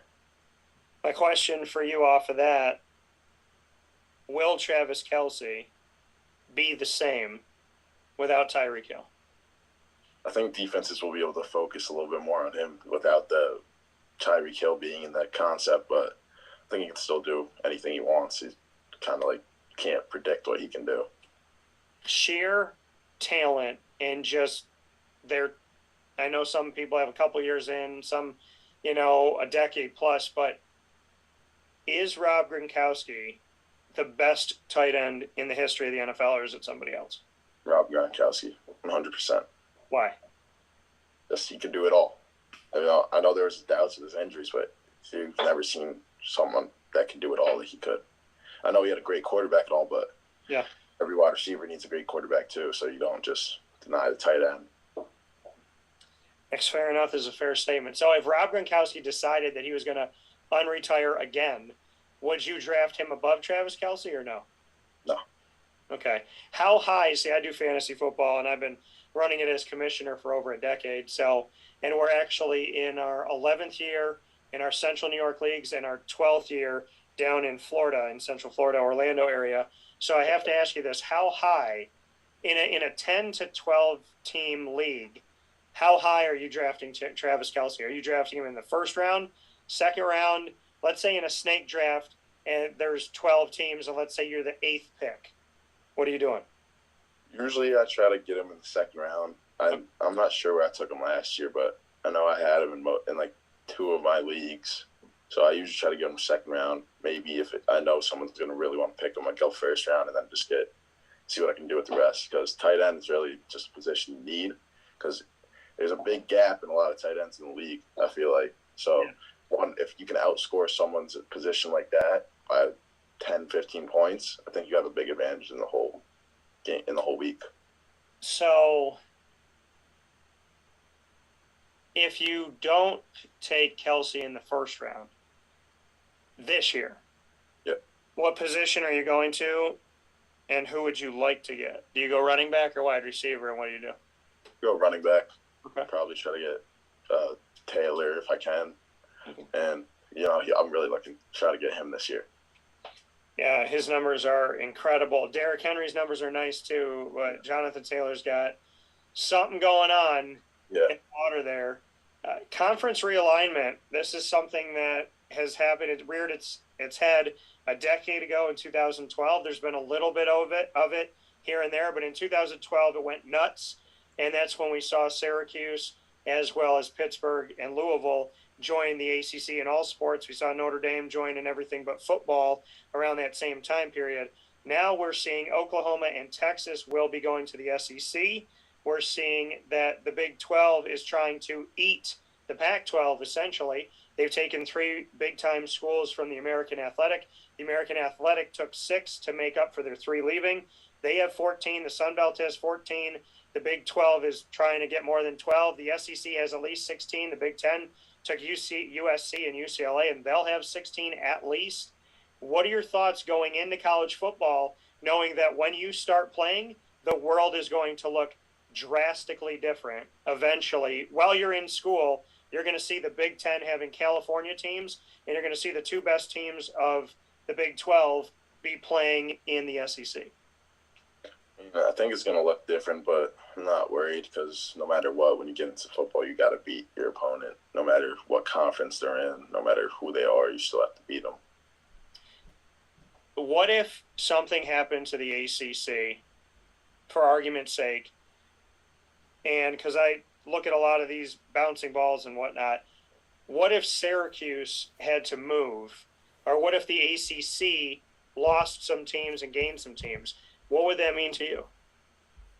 Not much. I mean, I'm excited to play anybody. I'm willing to play anybody. So I'm not too worried. Syracuse offered you. You committed to Syracuse. You weren't really interested in anything else. Has Syracuse always been the place you wanted to go? I mean, you're growing up in Albany. You're in upstate New York. Was Syracuse always on the radar, or was that always the hope for you, or what was it? To be honest, not really. I didn't. Okay. At first, I wasn't even really a football player. I thought I was playing basketball. I thought I was going to just play basketball for my life. And then freshman year, I started football, and it really picked up. And then new coaching staff came in for my school. And, he told my mom he's a football player playing basketball, not a basketball player playing football. And that's where I really picked up this season in my role in the team and just started from there. So for you, you thought you were going to be a basketball player. What did you think about, I mean, you hear that and the fact that you're not a basketball player playing football, but a football player playing basketball. Did you believe it when you heard it? Did it take you time to really wrap your head around that and go, really? This is my thing. I mean, how did you handle that notion of you're playing the sport of basketball, but you're really a football player? I didn't really realize it until I played a couple games with my new coach, but I still loved basketball. It was my first sport I loved, so I haven't been playing much of it recently because of all the football stuff, and I took some time to get used to, for sure. What is it in your okay, so for the people that don't know, when did you transition to football, and when did you start to fall in love with football? I transitioned to football 8th grade year going into freshman year. Okay. That's when I started. That was going to be my first season, my freshman year, because my mom never wanted us to play when we were growing up because she was like, you're going to get hurt, blah, blah, blah. But then she gave in. My brother started playing, my older brother. And so then I started playing, and I fell in love with it when I first started playing because I always watched it growing up. It was like one of my favorite sports I liked watching. And I'm a Bengals fan. It's a little bit. I was a Bengals fan since I was young. And nobody will believe me now because of what we did past season. But I was an AJ Green fan, and that I really fell in love with the game, like watching him. So you're a Bengals fan. You've been a Bengals fan. So do you have a favorite Bengals tight end historically? Do you have somebody? Because in recent history, it's been kind of all over the place, and right now they're still trying to figure it out. C.J. Uzomah's not there anymore, so Hayden Hurst, who used to be a Raven and a Falcon, Drew Sample's there, Mitchell Wilcox, Nick Eubanks, Thaddeus Moss, Randy Moss's son from LSU, and so on and so forth. Do you have a favorite Bengals tight end now, and do you have one of the past? I don't have a favorite one now, but I know I really liked CJ because he was a nice little dump off for Burrow when he needed some, quick yards or he was struggling in the pocket. So I really liked him, but I was upset when they didn't bring him, when they couldn't get him to come back. Your team just made it in Joe Burrow's not even second year, I'd say year and a half, because he got hurt as a rookie. In less than 2 years, Joe Burrow went to a Super Bowl. Yeah. Why did they lose, and what makes you think they can get back? I don't know why the Rams are a great team. Yeah. Good team. They had their flaws, but they were a good team. The Bengals being a young team, it was just insane for everybody to see them make it that far. And I was like, I'm telling you, for 10 years, they're good. You just got to give them some time.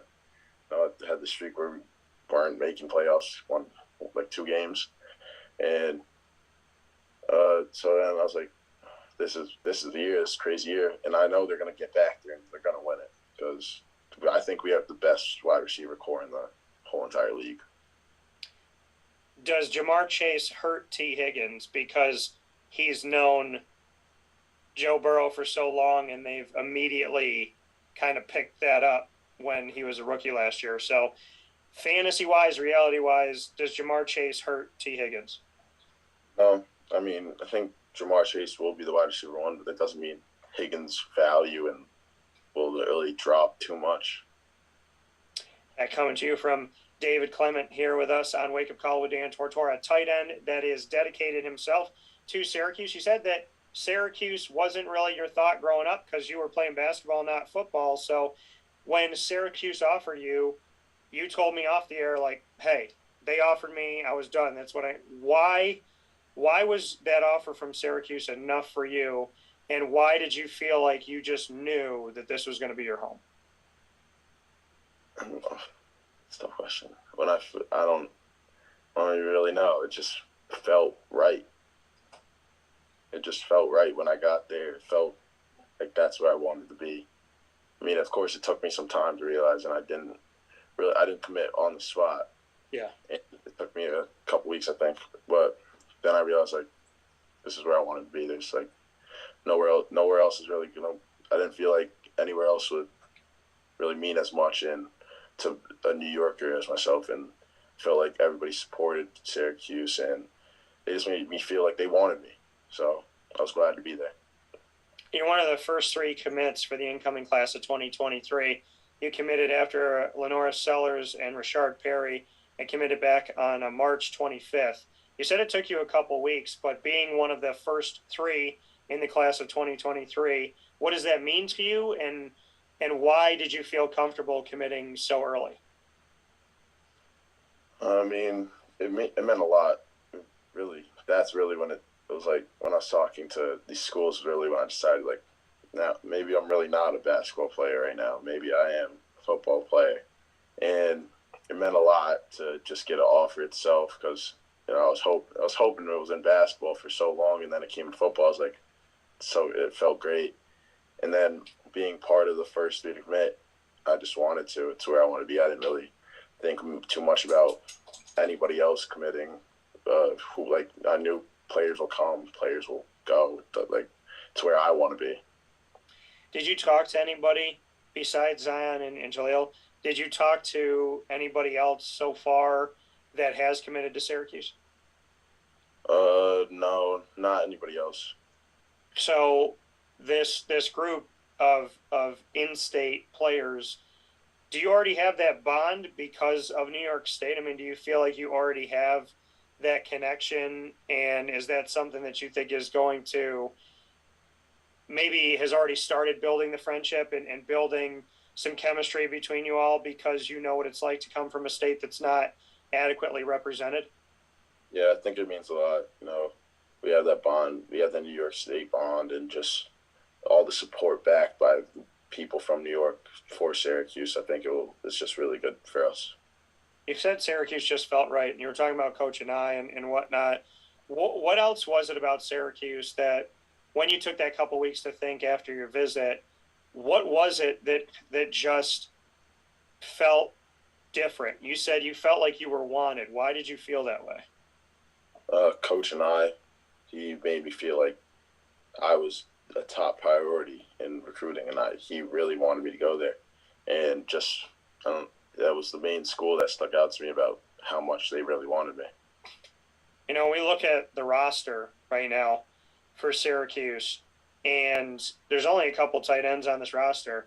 Stephen Mahar Jr., who came from Rochester, New York at Aquinas Institute, and Maximilian Mang, who came from Germany. So that tight end position is pretty wide open. Did that play a role in all of this for you, that there is no dominant tight end currently at Syracuse who's commanded the job and is an incumbent starter? No, not really. I mean, I met Max and Steve Mahar when I first got there, and I was like, the coach pointed out that those are tight ends, and I met them, and I just really wanted to be there as a tight end. I mean, I was willing to work. I'm willing to work for it. I didn't really care about who was there already. I wanted to go there, and I just wanted to be part of that team no matter what. Coming here from David Clement. David, before I let you go, CBA Albany, myself, CBA Syracuse. CBA Syracuse about 2 minutes down the road. I said Dino Babers could ride a tricycle there and get there in less than half an hour. So my question to you is, will you go to a CBA Syracuse football game? Probably not. I mean, actually, I know they play a school. Week 0 they play Shaker. Shaker's a school from where I am, and they play week 0. I'm pretty sure they're playing in Utica actually. Okay. So maybe actually I was game week 0, but maybe if I have some time, I'll see if I can go to a game out there. All right, fair enough. What does it mean to you to come from CBA? And because we have a similar education, 2 different cities, but the same model, what can you say about CBA academically and athletically that you feel is different? I mean, it's great in both academics and athletics, and just having that brotherhood as a school really helped in my part in choosing Syracuse, where I felt like it was another brotherhood. What is it? How would you define brotherhood? Just people, you may not get along all the time. You may not just like everybody, but at the end of the day, they'll all be there for you, no matter what it is. So you're coming to Syracuse. You've committed to Syracuse. Is there any chance you could change your mind between now and signing day? No, I don't. I'm committed to Coach and I, and Coach Babers and the whole entire team. This moment for you means blank. This recruitment, this commitment, knowing that you will play Division I FBS football means blank. Fill in that blank to me. It means everything. It means, it's what I wanted as a little kid, just to play in college and hopefully get to the pros, which I'm going to try to do. And Coach and I, has he made clear to you that he is going to focus on the tight end? Do you feel in the planning of all of this that there is going to be ample opportunity for you to be a part of the passing game? Yeah, for sure. Well, that being said, you've answered my questions. You've answered them well. So we're going to jump into rapid fire. And this is something I want you to enjoy, David, because I don't know if anybody will ever give you this opportunity again. I will always give you this opportunity. As a broadcaster, I believe that we're the ones on the mic asking the questions. But what I think is fair is to let you do it. Since you get asked questions all the time, you should be able to ask them back. So we are picture-in-picture, and you're listening to us on mixlr.com/wakeupcalldt and on wakeupcalldt.com and worldwide internet streaming radio. So from inside of the Cafe Kubal studios, it's rapid fire, 3 questions apiece.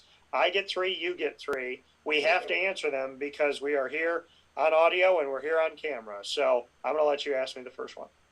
All right. What made you want to become a broadcaster? Well, first and foremost, I love telling stories. I've never had an issue walking into a room and talking with people and, breaking the ice, so to speak. So, I love to bring people together. I love to tell stories. I have a big imagination. I know what I stand for. And unfortunately, in the world of the media, the more honest you are, the more you believe in God, the harder you work, and the more you try to help people, the more the majority of the media doesn't like who you are.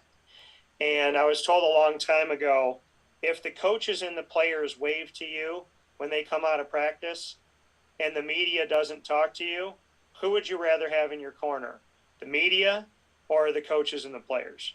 And that is the easiest answer in the world. I mean, I want to have you guys. And unfortunately, I know at some point in your career, you might come to me and say, hey, Dan, this is what I said, and this is what they wrote. And you're never going to get that from me. So I think for me, I've always loved telling stories and bringing people together. And now the longer I've been in it, which will be 19 years in November, as young as I am, I started around 18. For me, I feel an obligation now even more because I know that players and coaches are not handled properly. And I want to be a beacon of hope, not just for my business and for you guys, but I want people that want to get into this profession to have an opportunity to work for me and know that you could do things the right way. Because I think if you care about the story more than the person, you're going to burn a lot of bridges hoping you get famous. But if you care about the people, you're going to make lifelong friendships, which to me are a lot more important. Because at the end of my life, I think my soul is my currency, not my money. And treating you with respect is much more important to me than just trying to get you to say something rude about your coach. My first one for you, David, is if you could sit in with me and broadcast with me, besides Syracuse, what is the topic that you would want to talk about? What sport, what team? If I said you and I are going to do a 2-hour broadcast, a wake-up call, what are we going to talk about if you got to choose? Good one. I mean, I want to explore, right now, NBA free agency, all that, right? If it would happen right now, all the moves in the NBA, and also, maybe get into what's going on in the NFL, what teams are planning on doing this next season, and see if the Bengals can really repeat what they really pulled off in the last season. Let me ask you this as a 1A. Kevin Durant, where would you like to see him go? Now, I posted, and I want to let you know, that in the time that we're currently talking, I had put up a poll, and on Twitter at CallDT, I put these up all the time. We try to do it weekly, definitely monthly. I put up a Kevin Durant post, and I want to get your thoughts on this. Where would you like to see him go if and when he leaves the Brooklyn Nets? And I'll tell you after the fact. I don't want to load the question. I'll tell you the 4 that I posted and what people said. But where would you like to see Kevin Durant go? Oh, now I have a story. I'm an OKC fan. Okay. All right. Kevin Durant was my favorite player growing up. Hated Russell Westbrook because of Kevin Durant the whole time he was in OKC. And then he left us. I was in the car ride home from a basketball tournament when that happened.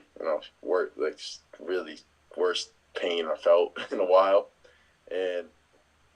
But I remained a Kevin Durant fan, never changed my team, still an OKC fan. Okay.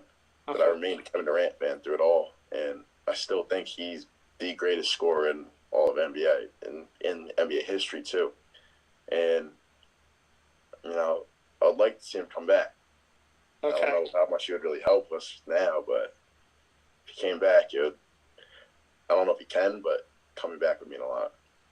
I'm going to tell you right now, we have almost 300 votes that have come in. And I put Boston Celtics, Phoenix Suns, Dallas Mavericks, or Los Angeles Lakers. It made me very happy to know that 8% of the world said Los Angeles Lakers, 15% said the Celtics, 33% said Phoenix, and 44% said Dallas. And I think, because I really honestly think that I think there needs to be another superstar for Luka Doncic. And I thought of Kevin Durant making sense with that before he decided to look for this trade or whatever. So Kevin Durant made sense to me there, and he made sense to me in Phoenix. So I think it's funny that those are the top two, because in my opinion, Phoenix needs to push over the hump a little bit here, even though they've been strong the last 2 years. And the Dallas Mavericks, with him and Luka Doncic, I think have a really good opportunity of winning a championship. Yeah, I agree. What's your second one for me? All right. If there was one sport you had to focus on, what would you choose? I got to do it. I would probably say, so I played basketball all my life. And I love basketball. Love it. Love it so much. But I'd probably say, man, that's tough. Because between realignment, see what I'm thinking? I'm thinking college football realignment. Because I've called a lot of, I've predicted a lot of things. And I feel like once things happen, that even if I didn't, predict them, that once they start happening, I start, making sense of the bouncing ball. And I like the challenge of trying to get that right. So, but I also love the first two days of March Madness when we get games from noon to midnight. So, man, you got me. I'd probably say football because of realignment and what I would do, and because I've gotten to know, I do a Commissioner Central series, so I've gotten to know a lot of commissioners and executive directors around the country, and a lot of the conferences because of that. So I would probably say football because I could do the NFL with my eyes closed, and I could do the NFL asleep if you woke me up at 3 a.m. So I'm going to say football. If you had to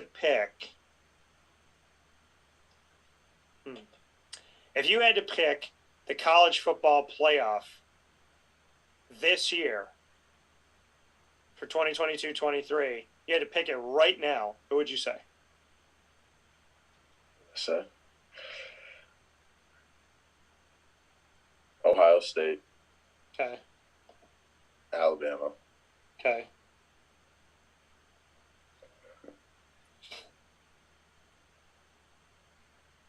I'm not a fan of Georgia. I don't know why. Not a big fan of Georgia, so they're not going to go in there. Okay. But they probably would make it, so maybe we'll put them in there. Georgia, and just to see my favorite underdog story, have it, Syracuse. Okay. Just to see that underdog story. Okay. Win it, pull it out, win it. I respect it. What's your final one for me? All right. Not gonna think. Who do you want to interview the most, dead or alive? I would say Ernie Davis, who played for Syracuse, because I've interviewed Jim Brown and Floyd Little, and Floyd still weird to me. May he rest in peace. I'm still waiting for him to see him after a game like I normally do. Rest in peace. But we built a friendship for, I want to say,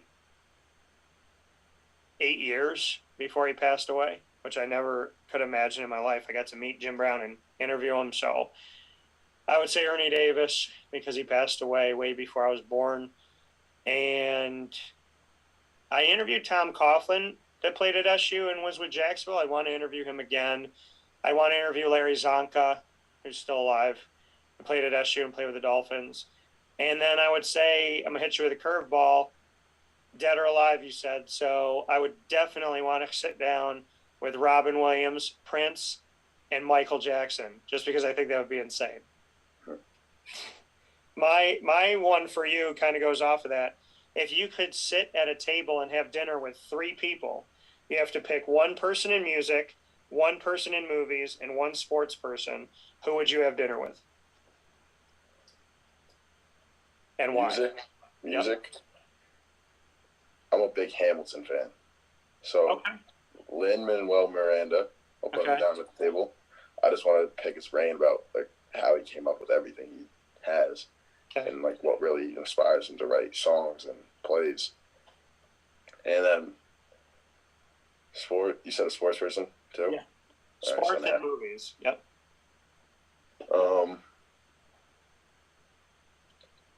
I think LeBron James is the best player all time. So I'll sit down with LeBron. And then movies. That's a tough one. That is a tough one. I don't know. I'm not too big on movies, but I gotta think who's someone really good.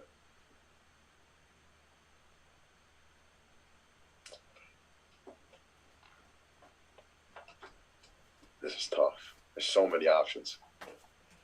There is. Who would you want to get to know at dinner? So many.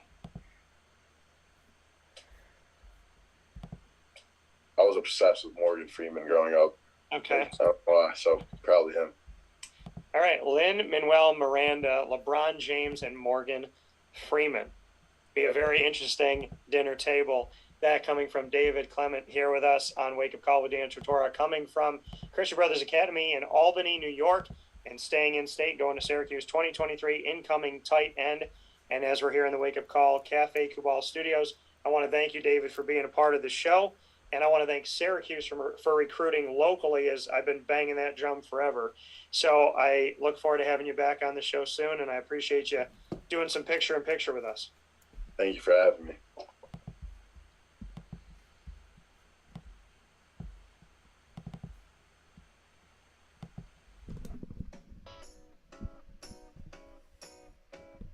In these unique times, there are those in our community that give us a sense of normalcy and positivity. Pizza Man on 50 Oswego Street in Baldwinsville has been here for you for over 35 years and is here now.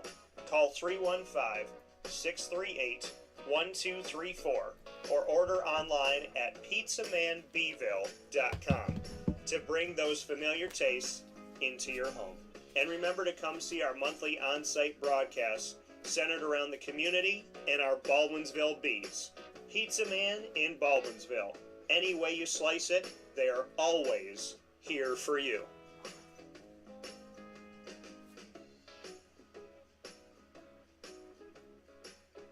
This is Jimmer Sikowski, owner-operator of Chick-fil-A Cicero, 7916 Brewerton Road in Cicero, right in front of the Home Depot. I had a deep feeling that God wanted me to do something bigger with my life and to help people, help others. He kept putting Chick-fil-A in my life, and I realized as I was going through the franchise selection process that positively impacting the lives of others was really core to what we do here at Chick-fil-A. First of all, it starts with the food. The food is brought in fresh daily. We bring in local produce. We prepare to order in the kitchen. We hand bread our chicken. We hand spin our milkshakes. It's great food. It doesn't taste like fast food.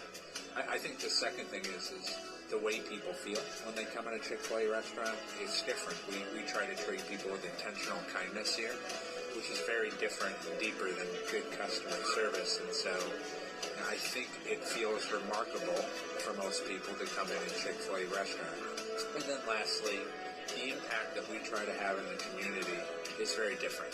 It's a big part of the expectation of every operator of a Chick-fil-A restaurant is that they're actively engaged in their community, they're a leader in the community, and they're making a difference. When they realize that what we're striving to do is to shine a little light in their life, that's a very, very different experience than you will have in any other quick service restaurant.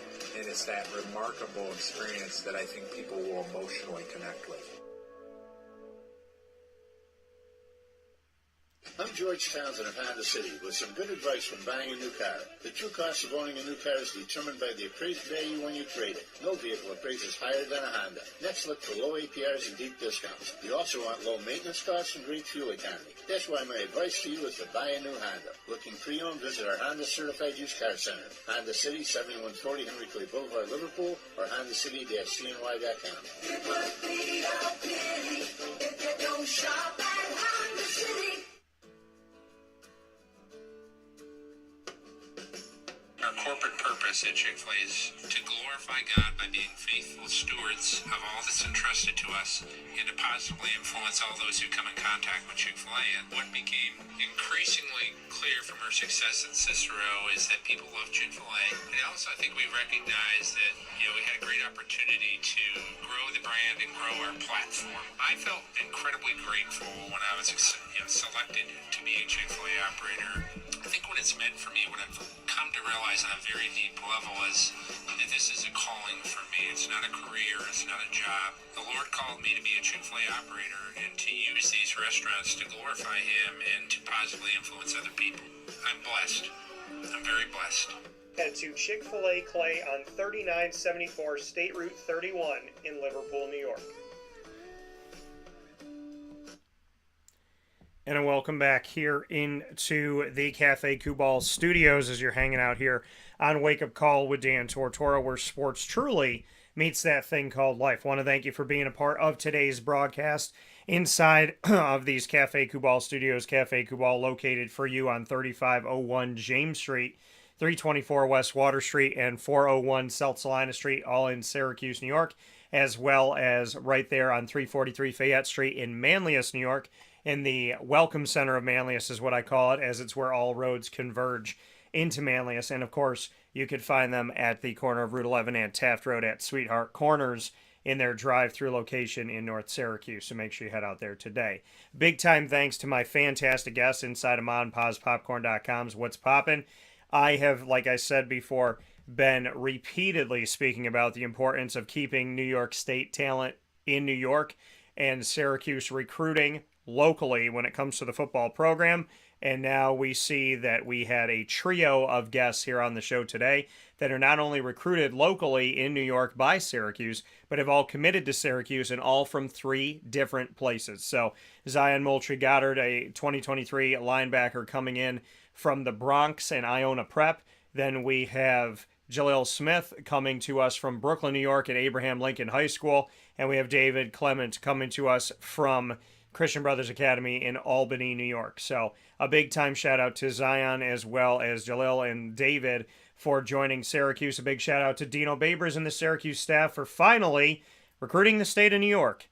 And this class of 2023 having New York written all over it. So shout out to these 3 gentlemen and everybody being recruited from the state of New York. We thank you and we appreciate you so much. And I thank Zyian as well as Jalil and David for being a part of today's show and giving us these special conversations on Wake Up Call with Dan Tortora as we cover recruiting for many, many years here on Wake Up Call and continue to do so today. Tune in live to Wake Up Call every Monday through Friday from 9 a.m. to 11 a.m. Eastern Time.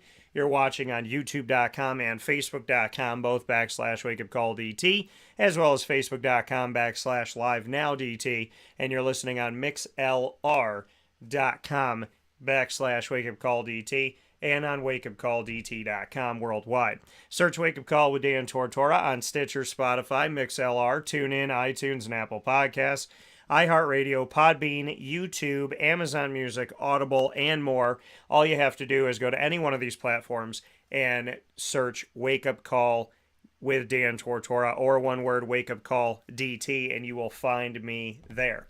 Thanks to our Central and Upstate New York partners and beyond: Cafe Kubal, Carvel DeWitt, the Wildcat Sports Pub, PB&J's Lunchbox, Canine Campground, Dog Boarding, Mon Pa's Kettle Corn and Popcorn Factory, Avicoli's, Canine Camp Dog Daycare, Honda City of Liverpool, as well as Pizza Man, Chick-fil-A Cicero, and Chick-fil-A Clay, Witty Wicks, and Mother's Cupboard, as well as Wake Up Call being the proud multimedia marketing partner exclusively of your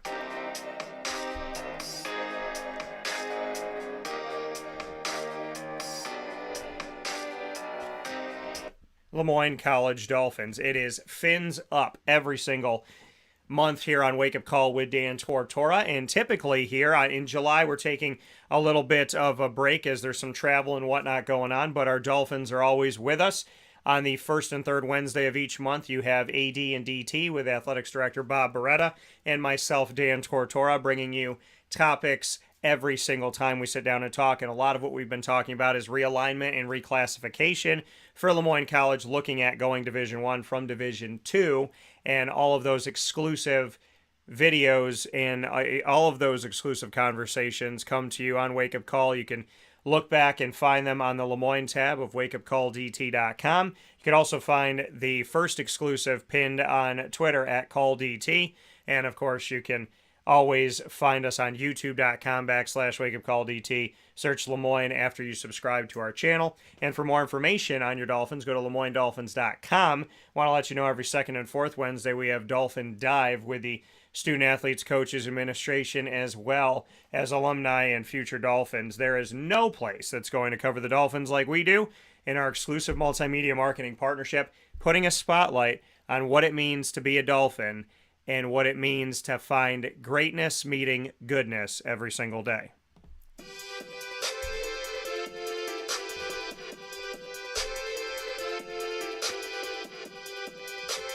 Wake Up Call with Dan Tortora is also the proud exclusive multimedia marketing partner of your Marywood University Pacers. It's Pacer Pride all day, day, and very happy to have the Pacers with us on Fridays at 10:30 a.m. Eastern Time. We make sure that we bring you stories from student athletes, coaches, and administration linked to the Marywood University Pacers. And as I have Pacer Pride, we share that Pacer Pride with you every single month, every week, all throughout the year with the Marywood University Pacers. You can go to the Marywood tab to get our library of exclusive specials by going to our wakeupcalldt.com website, clicking on Marywood, and you can also subscribe to us on youtube.com/wakeupcalldt. For more information on your Pacers, go to marywoodpacers.com.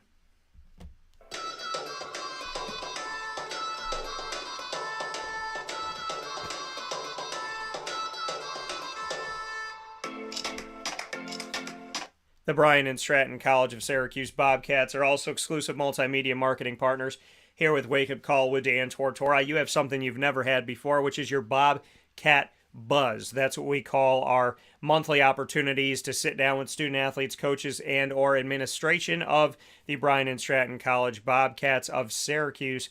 We have been able to bring you exclusive specials with Tay Baker, Clay Gagan Sherman, Sean Peak, as well as roundtable discussions with Nick Dimitrievsky, Alex Grigorita, and the rest of the team. We have done these specials at PB&J's Lunchbox in Liverpool, as on 663 Old Liverpool Road in Liverpool, New York. We've also done them at Mother's Cupboard on 3709 James Street in Syracuse, New York, and of course at Cafe Kubal at their location on 401 South Salina Street in Syracuse. There are so many wonderful things we get to do with the Bobcats, and all of these stories and the history we've already made just a few months into partnering with Bryan and Stratton College of Syracuse and those Bobcats. We look forward to everything we'll be able to bring you this month and more with the Bobcat Buzz. You can find it out on the BSC SYR tab on wakeupcalldt.com. That's where you can get our library. You can also get it by subscribing to our YouTube channel on youtube.com/wakeupcalldt. And of course, for more information on your Bobcats, go to syracuse.bscbobcats.com. With all that being said, we're going to jump into a new video here. As you know, every Wednesday we bring you the Fantasy Football Power Hour, so we're going to do that with Mr. Mike Sofka of Hall of Fame FantasyFootball.com, and we will be doing that momentarily on Facebook.com/LiveNowDT and shared on Facebook.com/WakeUpCallDT. So make sure you follow us over there. In the meantime, find us on Facebook at WakeUpCallDT, Twitter at CallDT, and Instagram at WakeUpCall_DT. From the Cafe Kubal Studios, this is Wake Up Call with Dan Tortora. Go and light up your life at Witty Wicks right now in Township 5 in Camillus. When you're going to see Thor this week, make sure you head over there. It's right in front of Movie Tavern. So head out to Witty Wicks today and go to wittywicks.com. Thanks to Witty Wicks for this trio of Syracuse conversations to be stocked with Syracuse-related wonderful things for your home here. 315 Home Sweet Home, as well as our Cuse Home Sweet Home pillow and our 315 Syracuse pillow with the dome located right there in the bottom of the 315. So big thanks to Witty Wicks for decking us out right for this conversation, and big thanks for helping my studio to smell ever so citrusy with my windows wide open candle here. Head out to Witty Wicks today and support local all the time at Cafe Kubal, Witty Wicks, and all of our fantastic partners.